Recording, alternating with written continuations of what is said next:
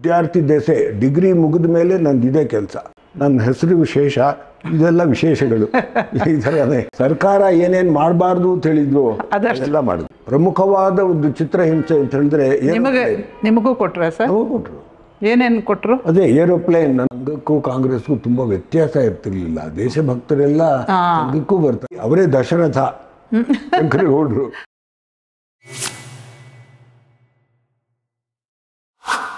ಲೀಲಾಜಾಲ ವೀಕ್ಷಕರಿಗೆಲ್ಲ ಆತ್ಮೀಯವಾದಂಥ ಸ್ವಾಗತ ಹಾಗೂ ನಮಸ್ಕಾರ. ಪ್ರಿಯ ವೀಕ್ಷಕರೇ, ನಮ್ಮ ದೇಶದಲ್ಲಿ ಸ್ವಾತಂತ್ರ್ಯೋತ್ತರ ಕಾಲದಲ್ಲಿ ತುಂಬ ಘಟನೆಗಳು, ದುರ್ಘಟನೆಗಳು ನಡೆದಿದೆ. ಸ್ವಾತಂತ್ರ್ಯ ಪೂರ್ವದಲ್ಲಿ ಇಡೀ ದೇಶ ಒಂದಾಗಿ ಬ್ರಿಟಿಷರನ್ನು ಓಡಿಸೋದಕ್ಕೆ ನಾನಾ ವಿಧವಾದಂಥ ಉಪಾಯಗಳನ್ನು ಹೂಡಿದ್ರು. ಅದರಲ್ಲಿ ಸುಭಾಷ್ ಚಂದ್ರ ಬೋಸ್, ನೇತಾಜಿ ಅಂತ ಪ್ರಸಿದ್ಧರಾದಂಥ ಈ ಮಹಾನುಭಾವರು ಮಾಡಿದಂಥ ಈ ಸಶಸ್ತ್ರ ಕ್ರಾಂತಿಯನ್ನು ಪೂರ್ಣ ರೂಪಕ್ಕೆ ತಂದವರವರು. ಅದರ ಜೊತೆಗೆ ಸಾವರ್ಕರ್ ಇಂಥವರೆಲ್ಲ ಬಹಳ ಹೋರಾಡಿದ್ರು. ಹೇಗೋ ಅಂತೂ ಸ್ವಾತಂತ್ರ್ಯ ಬಂತು. ಸ್ವಾತಂತ್ರ್ಯ ಅನ್ನೋದಕ್ಕಿಂತ ಹೆಚ್ಚಾಗಿ ಟ್ರಾನ್ಸ್ಫರ್ ಆಫ್ ಪವರ್ ಅನ್ನೋದು ಆಯಿತು. 1947ರಲ್ಲಿ ಆಗಿದ್ದು. ಪಾಕಿಸ್ತಾನ 14ರಂದು ಆಯಿತು, ಅಂದರೆ ಸ್ವತಂತ್ರವಾಯಿತು. ಆವತ್ತಿನ ರಾತ್ರಿ ಅಂದರೆ 15 ಬೆಳಗಾಗೋ ಅಷ್ಟರಲ್ಲಿ ಭಾರತಕ್ಕೆ ಟ್ರಾನ್ಸ್ಫರ್ ಆಫ್ ಪವರ್ ಮಾಡಿದ್ರು. ಯಾತಕ್ಕೆ ಟ್ರಾನ್ಸ್ಫರ್ ಆಫ್ ಪವರ್? ಸ್ವತಂತ್ರ ಅಲ್ಲ ಅಂತ ಹೇಳಿದ್ರೆ ಅದಿನ್ನೂ ಬೇರೆ ಬೇರೆ ರೀತಿಯಲ್ಲಿ ಆ ಬ್ರಿಟನ್ ಸಾಮ್ರಾಜ್ಯಕ್ಕೆ ಅಂಟ್ಕೊಂಡಿತ್ತು. ಅದು ತುಂಬ ಅನೇಕ ಅಂಶಗಳಿದೆ ಅದರಲ್ಲಿ ಹೇಳೋ ಅಂಥದ್ದು. ಆದರೆ ಇವತ್ತಿನ ಈ ವಿಷಯಕ್ಕೆ ಅದು ಪ್ರಸ್ತುತ ಅಲ್ಲ. ಸ್ವಾತಂತ್ರ್ಯೋತ್ತರ ಭಾರತದಲ್ಲಿ ಈ ಕಳೆದ 75 ವರ್ಷಗಳಲ್ಲಿ ಆದಂತಹ ಅತ್ಯಂತ ದೊಡ್ಡ ದುರ್ಘಟನೆ, ಜನರನ್ನು ಕಾಡಿಸಿ ಪೀಡಿಸಿದ್ದು, ಜನರಿಗೆ ಅತ್ಯಂತ ನೋವನ್ನು ಕೊಟ್ಟಿದಂತಹ ಒಂದು ಕೆಲಸ ನಮ್ಮ ಸರ್ಕಾರ ಮಾಡಿದ್ದು ಅಂತ ಹೇಳಿದ್ರೆ ಅದು ತುರ್ತು ಪರಿಸ್ಥಿತಿಯನ್ನು ಹೇರಿದ್ದು.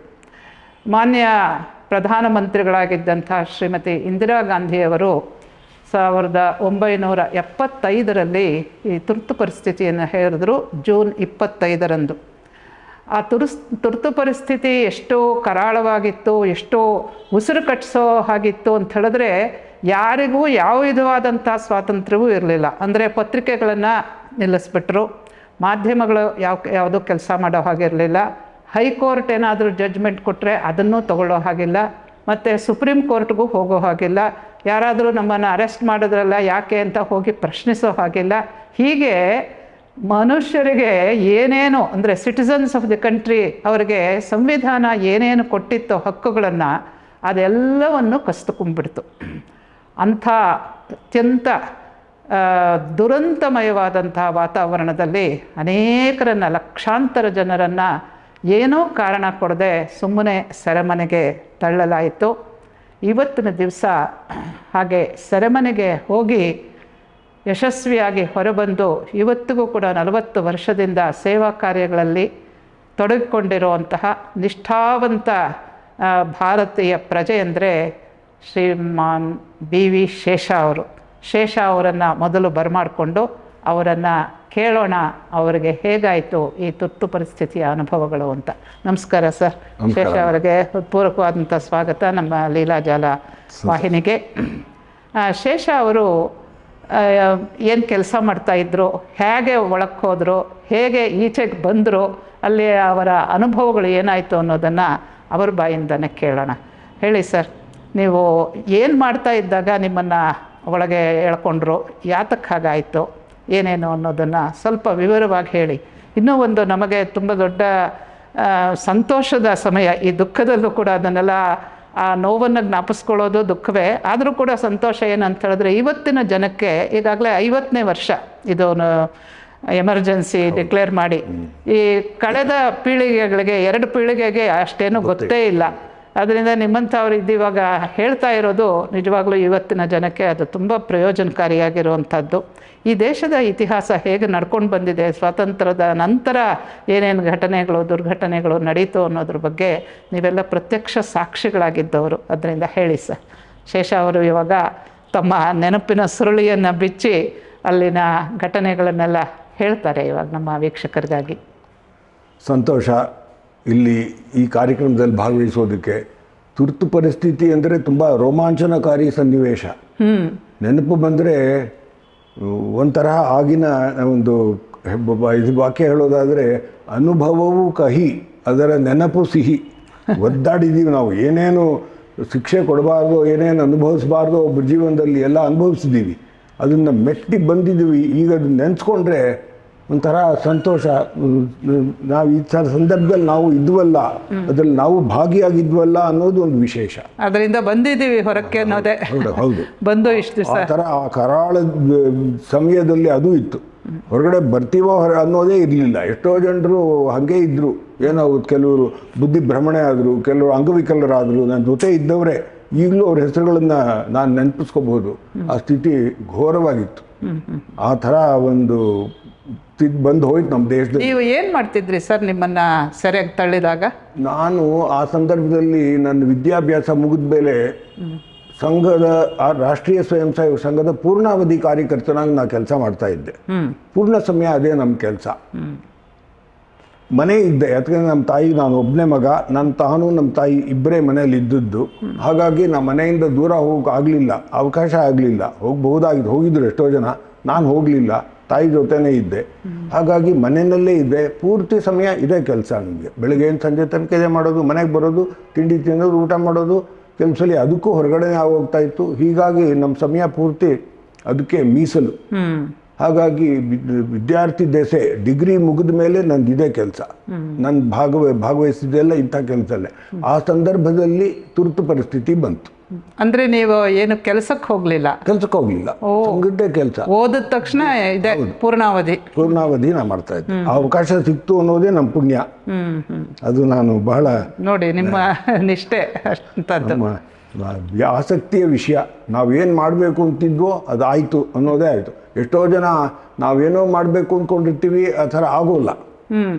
ಏನೋ ಪರಿಸ್ಥಿತಿ, ಮನೆ ಕಾರಣ ಇರ್ಬೋದು, ಇನ್ನೊಂದು ಅವ್ರು ಒಪ್ಪಲ್ಲ, ಆಗಲ್ಲ, ಏನೇನೋ ವಿರೋಧ ಇರುತ್ತೆ, ಏನೋ ಮಾಡ್ಬಿಟ್ಟು ಆಗೋಲ್ಲ. ಆ ಕಾಲದಲ್ಲಿ ವಿರೋಧ ತುಂಬ ಜಾಸ್ತಿ ಇತ್ತು, ಈಗಿನ ತರಹ ಅಲ್ಲ. ಹಾಗಾಗಿ ಅವರು ಅಂದ್ಕೊಂಡಿದ್ದು ಆಗ್ತಾ ಇರಲಿಲ್ಲ. ನನ್ನ ವಿಷಯದಲ್ಲಿ ಆ ಥರ ಆಯಿತು. ಪೂರ್ಣ ಪ್ರಮಾಣದಲ್ಲಿ ಆಗದೆ ಹೋಗ್ಬೋದು, ಆದರೂ ಮನೆಯಲ್ಲಿ ಇದ್ದೆ, ಆದರೆ ಪೂರ್ಣಾವಧಿ ಮಾಡ್ತಾ ಇದ್ದೆ. ಇದೊಂದು ವಿಶೇಷ. ನನ್ನ ಹೆಸರು ವಿಶೇಷ, ಇದೆಲ್ಲ ವಿಶೇಷಗಳು. ಈ ಥರನೇ ನಡೀತು ನನ್ನ ಜೀವನದಲ್ಲಿ. ತುಂಬ ಸಂತೋಷವಾಗುತ್ತೆ ಇವಾಗ ನೆನೆಸ್ಕೊಂಡ್ರದ್ನು. ಈ ಥರ ನಮ್ಮ ಜೀವನ ಕಳೀತಲ್ಲ, ಯಶಸ್ವಿಯಾಗಿ ದೇಶಕ್ಕೋಸ್ಕರ ನಾವು ಬದುಕಿದ್ವಲ್ಲ ಅನ್ನೋದು ಮುಖ್ಯ. ಸೊ ಅದನ್ನು ನಮಗೆ ಈ ತುರ್ತು ಪರಿಸ್ಥಿತಿನಲ್ಲಿ ನಾವು ಇನ್ನೂ ಒಂದು ಬೇರೆ ರೀತಿಯಲ್ಲಿ ಒಂದು ಅವಕಾಶ ಸಿಕ್ತು ಅಂತ ಅನ್ನಿಸ್ತಾ ಇತ್ತು. ಆ ಸಂದರ್ಭದಲ್ಲಿ ನಮ್ಮ ಸಾಮಾನ್ಯವಾಗಿ ರಾಷ್ಟ್ರೀಯ ಸ್ವಯಂ ಸೇವಕ ಸಂಘ ಅಥವಾ ಸಂಘ ಅಂತ ನಾವೇನು ಹೇಳ್ತೀವಿ, ಸಂಘದಲ್ಲಿ ವರ್ಷ ಪ್ರಾರಂಭ ಆಗೋದು ಜೂನ್ ತಿಂಗಳಲ್ಲಿ ನಮ್ಮದು ವರ್ಷ ಪ್ರಾರಂಭ. ಹಿಂದಿನ ತಿಂಗಳಲ್ಲಿ ಮೇ ತಿಂಗಳಲ್ಲಿ ನಮ್ಮದು ಶಿಕ್ಷಣ ಎಲ್ಲ ಮುಗಿದು ಬಂದಿರುತ್ತೆ. ಶಿಕ್ಷಾವರ್ಗಗಳು, ಸಂಘ ಶಿಕ್ಷಾವರ್ಗ ಅಂತ ಹೇಳ್ತೀವಿ. ಅದಾದಮೇಲೆ ಮಾರನೇ ವರ್ಷ ಪ್ರಾರಂಭ ಆಗೋದು ಆ ಸಂದರ್ಭದಲ್ಲಿ. ಜೂನ್ನಲ್ಲೇ ಇದಾಗಿದ್ದು 25ನೇ ತಾರೀಕು. ಆದ್ದರಿಂದ ಆಗಲೇ ಒಂದು 10-15 ದಿವಸದ ಒಳಗೆ ನಮ್ಮದು ಕ್ಷೇತ್ರ ಎಲ್ಲ ಬದಲಾವಣೆ ಆಗಿತ್ತು. ಬದಲಾವಣೆಯಾಗಿ ನಾ ಬಸವನಗುಡಿ ಕ್ಷೇತ್ರದಲ್ಲಿ ಸಂಘದ ಕೆಲಸ ಮಾಡ್ತಾ ಇದ್ದವನು ಜಯನಗರಕ್ಕೆ ನನಗೆ ಹಾಕಿದ್ರು. ಕಾರಣ ಇಷ್ಟೇ, ನೀವು ಕೇಳಿರ್ಬೋದು, BN ಮೂರ್ತಿ ಅಂತ, ಹೌದು, ವಿಶ್ವ ಹಿಂದೂ ಪರಿಷತ್ ಪ್ರಮುಖರಾಗಿದ್ದರು. ಅವರು ಅಲ್ಲಿ ಕೆಲಸ ಮಾಡ್ತಾ ಇದ್ದವರು. BN ವಿಜಯ್ ಕುಮಾರ್ ಅವರ ಅಣ್ಣ. ಹೌದು, BN ವಿಜಯ್ ಕುಮಾರ್ MLA ಆಗಿದ್ರು. ಜಯನಗರ ಕುಟುಂಬನೇ ಇಂತಹ ಕೆಲಸದಲ್ಲೇ ತೊಡಗಿದವರು ಎಲ್ಲರೂ. ಅವರು ಸಂಘ ಕ್ಷೇತ್ರದಲ್ಲಿದ್ದವ್ರನ್ನ ವಿಶ್ವ ಹಿಂದೂ ಪರಿಷತ್ತು ಕೊಟ್ಟರು. ಅವರು ವ್ಯಾಪ್ತಿ, ಅವರ ಕ್ಷೇತ್ರ ಆಯ್ತು, ಅದಾಯಿತು. ಆ ಸಂದರ್ಭದಲ್ಲಿ ಅವ್ರ ಜಾಗದಲ್ಲಿ ನಾನು ಹೋದೆ. 25ನೇ ತಾರೀಕು ನಂಗೆ ಚೆನ್ನಾಗಿ ನೆನಪಿದೆ. ಅವತ್ತು ಬೆಳಿಗ್ಗೆ ನಾನು YK ರಾಘವೇಂದ್ರ ರಾವ್, BN ಮೂರ್ತಿ ನನ್ನನ್ನು ಬಿಡುಗಡೆ ಮಾಡೋದು. ಅಲ್ಲಿಂದ ಬೇರೆ ಕಡೆ ಕಳಿಸಲ್ಲ, ನನ್ನ ಹಿಂದಿನವರು ಪ್ರಿಡಿಸಿಸರ್ ಅವರು YK ರಾಘವೇಂದ್ರ ರಾವ್, ಆಮೇಲೆ TAP ಶೆಣೈ, ಎಲ್ಲರೂ ವಿಶ್ವ ಹಿಂದೂ ಪರಿಷತ್ ಇವರೆಲ್ಲ ನಮ್ಮ ಸಮಕಾಲೀನರು ಒಟ್ಟಿಗೆ ಇದ್ವಿ. ಆವತ್ತು ನಾವು ಸೌತ್ ಎಂಡ್ ಹತ್ರ ಒಂದು ಪಟಾಲಮ್ಮ ಗುಡಿಗೆ ಮುಂಚೆ ಅಲ್ಲಿ ಒಂದು ಜಾಗ, ಈಗೆಲ್ಲ ವಿವೇಕ್ ಅಂತಾನೋ ಏನೋ ಒಂದು ಬಂದ್ಬಿಟ್ಟಿದೆ, ಮಾಲ್ ಎಲ್ಲ ಬಂದ್ಬಿಟ್ಟಿದೆ ಅಲ್ಲಿ. ಆ ಜಾಗದಲ್ಲಿ ನಾವು ಶಾಖೆ, ನಮ್ದು ಮೈದಾನ ಇತ್ತು, ಆ ಜಾಗದಲ್ಲಿ ನಾವು ಸೇರಿದ್ವಿ. ಬೆಳಿಗ್ಗೆ ಶಾಖೆ ಮುಗಿದ ಮೇಲೆ ನಾವೆಲ್ಲ ಮಾತಾಡ್ಕೊಂಡ್ವಿ. ನೆನ್ನೆ ತುರ್ತು ಪರಿಸ್ಥಿತಿ ಬಂದಿದೆ ಅಂದರೆ 25ನೇ ತಾರೀಕು ಆಯಿತು. 26 ಬೆಳಿಗ್ಗೆ ನಾವು ಇದ್ವಿ. ನಮ್ಗೇನು ಗೊತ್ತಿಲ್ಲ. ಅವಾಗೆಲ್ಲ ಟಿವಿ ಅದೆಲ್ಲ ಏನು ಇರಲಿಲ್ಲ. ರೇಡಿಯೋನಲ್ಲಿ ಎಷ್ಟು ಬಂತೋ ಅಷ್ಟೇ, ಪತ್ರಿಕೆ ಆವತ್ತೇ ಮುಚ್ಚೋಗಿತ್ತು ಅಷ್ಟೊತ್ತಿಗೆ. ಸೊ ಆ ಥರ ಇತ್ತು. ಅಲ್ಲಿ ಸೇರಿದ್ವಿ, ಮಾತಾಡ್ಕೊಂಡ್ವಿ. ಏನೇನು ಕಾದಿದೆಯೋ ನಮಗೆ ಅದು ಗೊತ್ತಿರಲಿಲ್ಲ. ಸಂಘದ ಮೇಲೆ ನಿಷೇಧ ಅನ್ನೋದಂತೂ ಗೊತ್ತಿತ್ತು ಅಷ್ಟೇ.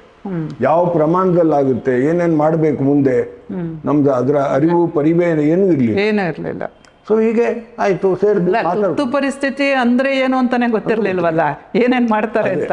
ಆಯಮ್ಮನ್ ತಲೆಯಲ್ಲಿ ಮಾತ್ರ ಇತ್ತು ಅಂತ ಕಾಣುತ್ತೆ, ಇಂದಿರಾ ಗಾಂಧಿ ತಲೆಯಲ್ಲಿ. ಮಾರನೇ ದಿವಸ ಗೊತ್ತಾಗಿದ್ದು ಅಲಹಾಬಾದ್ ಹೈಕೋರ್ಟ್ ಬಗ್ಗೆ ನಾವು ಓದಿದ್ವಿ. ಅಲಹಾಬಾದ್ ಹೈಕೋರ್ಟ್ ತೀರ್ಪಿನ ಪ್ರಕಾರ ಇಂದಿರಾ ಗಾಂಧಿಯವರು ಚುನಾಯಿತರಾಗಿದ್ದನ್ನ ನಿಷೇಧ ಮಾಡಿ ಅವ್ರ ಜಾಗದಲ್ಲಿ ಅವರು ಆಗಲಿಲ್ಲ. ಹೌದು, ಜಾಗದಲ್ಲಿ ಅವ್ರ ಹೆಸರು ಇನ್ನೊಬ್ರು ಆ ಜಾಗದಲ್ಲಿ ರಾಜನಾರಾಯಣ್ 2ನೇ ಸ್ಥಾನದಲ್ಲಿದ್ದವರು ಅವರು ಇದಕ್ಕೆ ಬರಬೇಕು, ಅದು MP ಆಗ್ತಾರೆ, ಅನೂರ್ಜಿತ ಮಾಡ್ತಾರೆ. ಇವ್ರು ಅನೂರ್ಜಿತ ಆಯಿತು. ಆ ಜಾಗದಲ್ಲಿ ಅವ್ರು ಬಂದರು. ಇದಕ್ಕೆ ವಿರೋಧ ಮಾಡಿ ಪೇಪರ್ ಎಲ್ಲ ಬರೋದಕ್ಕೆ ಮುಂಚೆ ಸ್ವಾರ್ಥಕ್ಕಾಗಿ ಈ ಥರ ಸ್ಥಿತಿ ಆಗಿದ್ದು, ತುರ್ತು ಪರಿಸ್ಥಿತಿ ಹೇರಿದ್ದು ಅಕ್ಷಮ್ಯ ಅಪರಾಧ. ಯಾರೂ ಬೆಲೆ ತಗೊಳ್ಳಿಲ್ಲ. ಯಾರು ಅವ್ರ ಹತ್ರ ಇದ್ದರು, ಅವರ ಚಮಚಾಗಿರಿ ಆ ಥರ ಮಾಡ್ಕೊಂಡು ಅವ್ರ ಜೊತೆಗೆ ಇದ್ದವ್ರು ಮಾತ್ರ ಅದನ್ನ ಪ್ರಶಂಸೆ ಮಾಡಿದವರು. ಉಳಿದವರೆಲ್ಲ ಅದನ್ನ ವಿರೋಧ ಮಾಡಿದ್ರು. ವಿರೋಧ ಮಾಡಿದವ್ರು ಯಾರು ಮಾಡ್ತಾರೆ ಅಂತ ಮುನ್ಸೂಚನೆ ಇತ್ತು ಅವ್ರನ್ನೆಲ್ಲ ಕಾರಾಗೃಹದಲ್ಲಿ ಹಾಕಿದ್ರು. ಇನ್ನು ಶುರು ಆಗೋಕೆ ಮುಂಚೆನೆ ಮುಖ್ಯರಾದವರೆಲ್ಲ. ಆಗಿನ ಪರಿಸ್ಥಿತಿಯಲ್ಲಿ ನನಗೆ ನೆನಪಿರೋ ಥರ ಅಟಲ್ ಬಿಹಾರಿ ವಾಜಪೇಯಿ, ಲಾಲ್ ಕೃಷ್ಣ ಅದ್ವಾನಿ, ಮಧು ದಂಡವತೆ, ಲಾಲ್ ಕೃಷ್ಣ, ಇನ್ನೊಬ್ರು ಶ್ಯಾಮ್ ಪ್ರಸಾದ್, ಇನ್ನೊಬ್ರು ಯಾರು ಇನ್ನೊಬ್ರು, ಅವರು ಈ ಥರ 4-5 ಜನ ಇಲ್ಲಿ ಯಾವುದೋ ತುಂಬಾ ಪ್ರಮುಖರು MP ಇಲ್ಲಿ ಲೋಕಸಭಾ ಸದಸ್ಯರೆಲ್ಲ ಯಾವುದೋ ಒಂದು ಕಮಿಟಿ ಮೀಟಿಂಗ್ಗೋಸ್ಕರ ಬೆಂಗಳೂರಿಗೆ ಬಂದಿದ್ದು. ಆ ಸಂದರ್ಭದಲ್ಲಿ ಜನಸಂಘ ಇದ್ದಿದ್ದಲ್ವಾ? ಜನಸಂಘ ಬೇರೆಯವರೆಲ್ಲ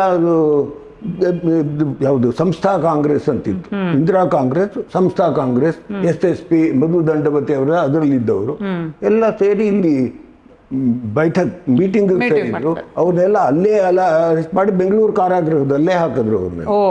ಅಲ್ಲಿಂದಾನೇ ಪ್ರಾರಂಭ. ಇಲ್ಲಿ ಬಂದವ್ರನ್ನ ಇಲ್ಲೇ ಹಿಡಿದು ಬಿಟ್ರು. ಹೌದು, ಇಲ್ಲಿ ಮೀಟಿಂಗಿಗೆ ಬಂದವ್ರನ್ನ ಇಲ್ಲೇ ಹಿಡಿದು ಹಾಕಿದ್ರು. ಪ್ರಮುಖ ಇದು ಬಂಧನದಲ್ಲಿ ಒಳಗಾದವರು ಅಂದ್ರೆ ಇವರೆಲ್ಲ: ಲಾಲ್ ಕೃಷ್ಣ ಅದ್ವಾನಿ, ಶ್ಯಾಮಾನಂದನ್ ಮಿಶ್ರಾ, SN ಮಿಶ್ರಾ, ಶ್ಯಾಮಾನಂದನ್ ಮಿಶ್ರಾ ಅವರು.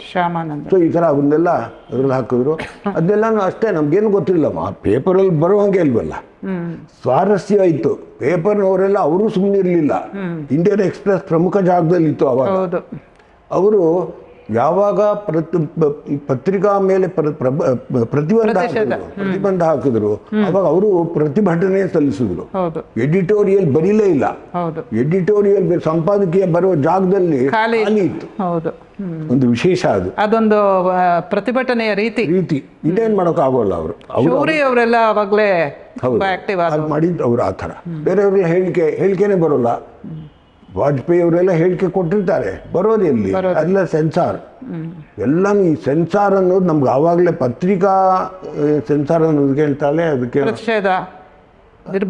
ನಿರ್ಬಂಧ, ಪೂರ್ತಿ ನಿರ್ಬಂಧ. ಯಾರು ಏನು ಉಸಿರೆತ್ತೋಕಾಗ್ತಾ ಇರಲಿ. ಹಾಗೆ ಅವಾಗ ಇನ್ನೊಂದು ವಿಶೇಷ ಅಂತ ಹೇಳಿದ್ರೆ ಕಮ್ಯುನಿಕೇಶನ್ ಅಲ್ಲೇ ಕಟ್ ಮಾಡಿಬಿಟ್ರು. ಹೌದು, ಅವ್ರದ್ದಲ್ಲೇ ಇಲ್ಲೇ ಟೋಟಲ್ ಸಂಪೂರ್ಣವಾಗಿ ನಿಷೇಧ. ಏನು ಆಗೋದೇ ಇಲ್ಲ. ಆ ಕಡೆ ಈ ಕಡೆ ಮಾತಾಡುವಂಗೆ ಇಲ್ಲ, ತಿರುಗಿ ನೋಡುವಂಗಿಲ್ಲ. ಏನೇನು ಮಾಡಬಾರ್ದು ಅನ್ನೋದೇ ಒಂದು ಲಿಸ್ಟ್ ಕೊಟ್ಟರು, ಇದೆಲ್ಲ ಮಾಡಬಾರ್ದು ಅಂತ. ಸೊ ಹಾಗಿತ್ತು ಸ್ಥಿತಿ.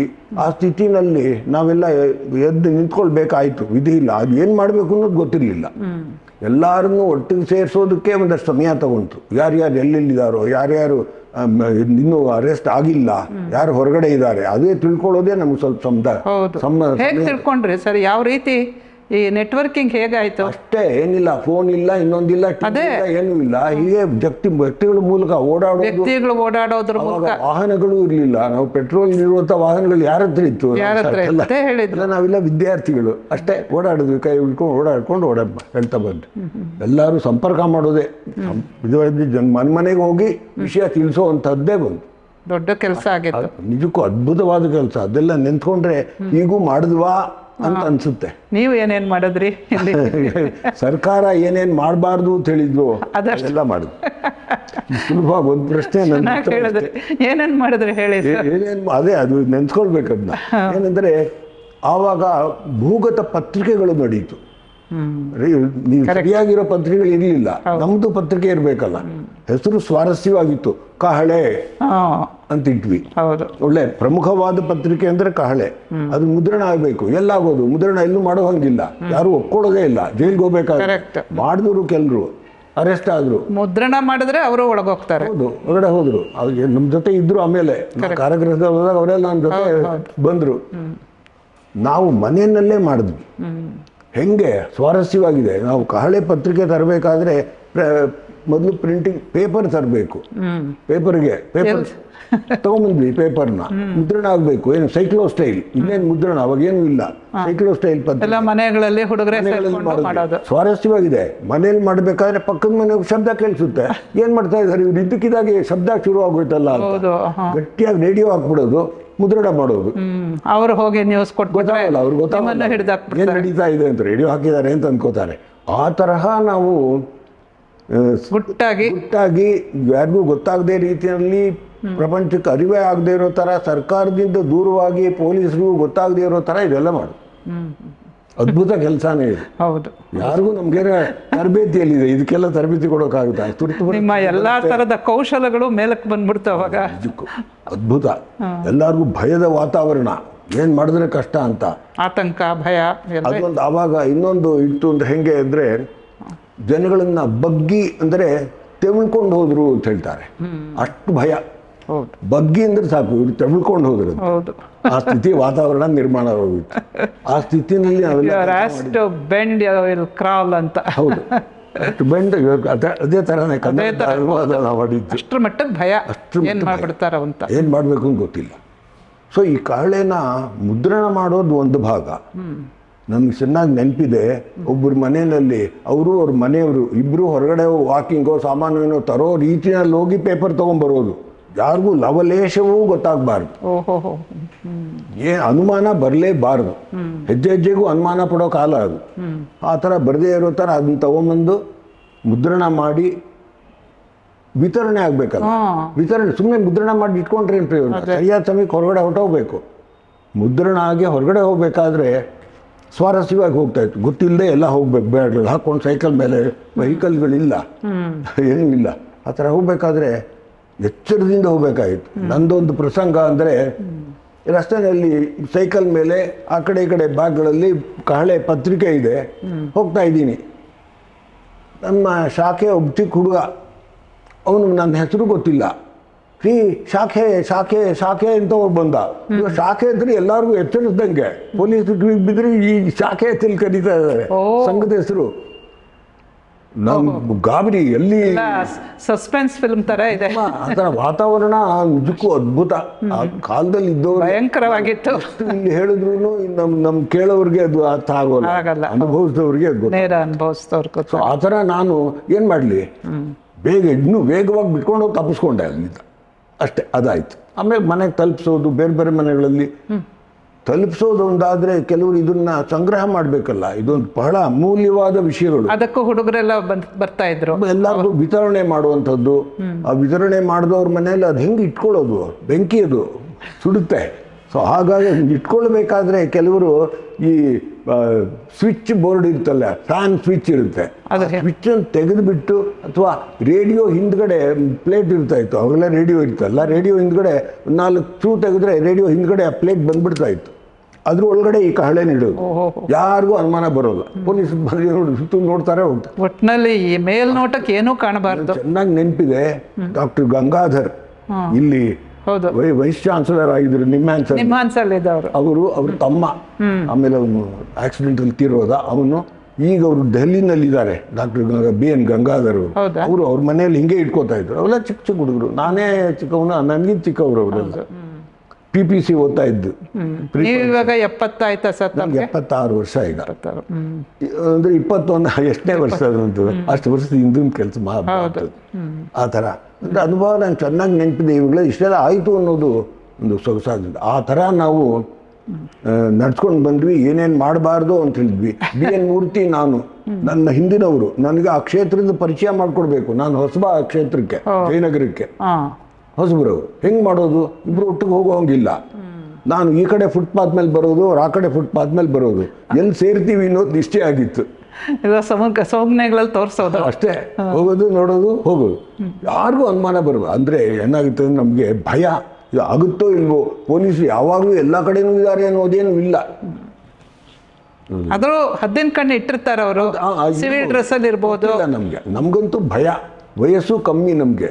ಈಗ ವಯಸ್ಸಾಗಿದ್ರೆ ಒಂಥರ ಪ್ರೌಢಿಮೆ ಇರ್ತಾ ಇತ್ತು, ಏನು ಮಾಡ್ಬೋದು ಒಂದು ಅರ್ಥ ಏನು ದಿಢೀರಂತ ಬರುವಂಥ ತುರ್ತು ಪರಿಸ್ಥಿತಿ ಯಾರೂ ಏನು ಅಪೇಕ್ಷೆ ಮಾಡಿರಲಿಲ್ಲ, ಏನು ಗೊತ್ತೇ ಇರಲಿಲ್ಲ. Unexpected turn off events. ಆ ಥರ ಸಂದರ್ಭದಲ್ಲಿ ಇದು ಬಂದಿದ್ದು ಅದ್ಭುತವಾದ ಒಂದು ಇದೆಲ್ಲ ಆಯಿತು. ಈ ಥರ ಆ ಥರ ನಾವು ಹೋಗೋದು, ಯಾರ ಮೇಲೆ ಸೇರೋದು, ಅವರು ಸುದ್ದಿ ಹೇಳೋದು, ಇಂಥ ಜಾಗದಲ್ಲಿ ಸೇರಬೇಕು, ಇದು ಮಾಡಬೇಕು, ಏನೇನು ಮಾಡಬೇಕು, ಯಾರಾದರೂ ಬಂದರೇನು. ಇದಕ್ಕಿಂತ ಮುಖ್ಯವಾಗಿ ಹಿರಿಯರ ನಮ್ಮ ನಾಯಕರನ್ನು ಗುಪ್ತವಾದ ಜಾಗಗಳನ್ನು ಇಡಬೇಕು. ನಮ್ಮ ಆಫೀಸ್ಗಳು, ಕಾರ್ಯಾಲಯ ಅಂತ ಏನು ನಾವು ಕರೀತಾ ಇದ್ವಿ, ಆ ಕಾರ್ಯಾಲಯಗಳೆಲ್ಲ ಬಂದು ಅದ್ರ ಮೇಲೆ ರೈಡ್ ಮಾಡಿ ಆವಾಗ ಯಾರ್ಯಾರು ಸಿಕ್ಕಿದ್ರು ಅವನ್ನೆಲ್ಲ ಒಳಗೆ ಮಾಡ್ಕೊಂಡು ಹೋದ್ರು, ಒಳಗಡೆ ಹಾಕೋದು. ಯಾರು ಹೊರಗಡೆ ಉಳಿದ್ರು ಅವ್ರನ್ನ ಬೇರೆ ಬೇರೆ ಜಾಗದಲ್ಲಿ ಇಡಬೇಕು, ಸುರಕ್ಷಿತವಾದ ಜಾಗದಲ್ಲಿ ಇಡಬೇಕು, ಯಾರಿಗೂ ಗೊತ್ತಾಗಬಾರ್ದು. ಸಂಘದ ಸ್ವಯಂ ಸೇವಕರ ಮನೇಲಿ ಇದ್ರೆ ಕಷ್ಟ, ಬೇರೆಯವ್ರ ಮನೆಗೆ ಇಡೋದಕ್ಕೆ ಒಪ್ಪೋತಾರೋ ಇಲ್ವೋ ಅಲ್ವಾ. ಹೌದು. ಸೊ ಈ ಥರ ಒಂಥರ ವಿಶೇಷ ಸ್ಥಿತಿ ಅದು. ಆದ್ರೂ ಮಾಡಿದ್ವಿ, ಅದನ್ನ ಎದುರಿಸಿದ್ವಿ, ಎದುರಿಸಿದ್ವಿ, ಬದುಕಿದ್ವಿ, ಉಳಿದ್ವಿ, ಹೋರಾಟ ಮಾಡಿದ್ವಿ, ಯಶಸ್ವಿ ಆದ್ವಿ. ಆವಾಗ ಸಾಮಾನ್ಯ ಜನರು, ಸಂಘದ ಮನೆಗಳು ಅಲ್ಲದೆ ಇರೋರು ಯಾವ ರೀತಿ ಸ್ಪಂದನೆ ಕೊಟ್ಟರು ಸರ್? ಒಪ್ಕೊಂಡ್ರ ನಿಮ್ಮ ನಾಯಕರನ್ನೆಲ್ಲ ಉಳಿಸ್ಕೊಳ್ಳೋಕೆ ಅಥವಾ ಈ ರೀತಿ ಸಹಕಾರ ಕೊಡೋಕೆ? ಕೆಲವರು ಒಪ್ಸ್ಕೊಂಡು ಎಲ್ಲ ಇದೆ. ನೀವು ಕಲ್ತಿರೋದಲ್ಲೇ ಒಳ್ಳೆ ಪ್ರಶ್ನೆ ಅದು. ಏನಂದರೆ ಕೆಲವ್ರ ಮನೆಗೆ ತುಂಬ ವರ್ಷಗಳಿಂದ ಸಂಘದ ಸ್ವಯಂ ಸೇವಕರಾಗಿದ್ದರು, ನಮಗೆಲ್ಲ ಗೊತ್ತು. ಅವ್ರ ಮನೆಗೆ ಸಂಪರ್ಕ, ನಾವು ಸಂಪರ್ಕ ಅಂತ ಹೇಳ್ತೀವಿ, ಸಂಪರ್ಕ ಮಾಡೋಕೆ ಹೋದಾಗ ಒಬ್ಬರ ಮನೆಯಲ್ಲಂತೂ ಅವ್ರ ಹೆಂಡತಿಯವ್ರು ಹೇಳಿದ್ರು, ದಯವಿಟ್ಟು ನೀವು ನಮ್ಮ ಮನೆಗೆ ಬರಬೇಡಿ, ನೀವು ಬಂದರೆ ಪೊಲೀಸರು ಗಮನಕ್ಕೆ ಬರುತ್ತೆ, ನಮ್ಮ ಯಜಮಾನ್ರ ಕೆಲಸ ಹೋಗುತ್ತೆ. ನೋಡಿ, ಅದಕ್ಕೆ ಕೇಳಿದ್ದು. ಆ ಥರ ಈ ಥರ ಒಂದು ಅವ್ರಿಗೂ ಇರುತ್ತೆ, ಬೇಡ ಅಂತ ಹೇಳಿದ್ದು ಉಂಟು. ಯಾವತ್ತೂ ನಾವು ಈ ಥರದ್ದು ಅಂದ್ಕೊಳ್ಳಿಲ್ಲ. ತಮಾಷೆಗಳು ಆದರೆ ಬಿ ಎನ್ ಮೂರ್ತಿಯವರು ಸ್ವಲ್ಪ ಕೋಪ ಜಾಸ್ತಿ ಅವರಿಗೆ. ಆ ಸಂದರ್ಭದಲ್ಲಿ ಬರಬೇಡಿ ಅಂದರೆ ಖಂಡಿತ ಬರೋಲ್ಲ ಅಂತ ಹೇಳ್ಬಿಟ್ಟು ಬಂದರು ಅವರು. ಆ ಥರ ಇತ್ತು ಸ್ಥಿತಿ. ಸೊ ಹಾಗೆ ಇದನ್ನು ನೋಡಬೇಕು, ನೀವು ಇದನ್ನ ಎಡಿಟ್ ಮಾಡ್ಬೋದು. ಸೊ ಈ ಥರ ಅನೇಕ ಸಂಗತಿಗಳು, ಸ್ವಾರಸ್ಯವಾದ ಸಂಗತಿಗಳಿತ್ತು. ಬೇರೆ ಬೇರೆ ಮನೆಗಳಿಗೆ ಹೋಗ್ತಾ ಇದ್ವಿ. ಬೆಳಗ್ಗೆ ಎದ್ದು ನಾವು ಹೊರಟ್ರೆ ಎಲ್ಲ ಕಡೆನೂ ಪ್ರವಾಸ ನಡೀತಾ ಇತ್ತು. ಜನಗಳನ್ನು ಜಾಗೃತಿ ಮಾಡೋದೇ ವಿಷಯ.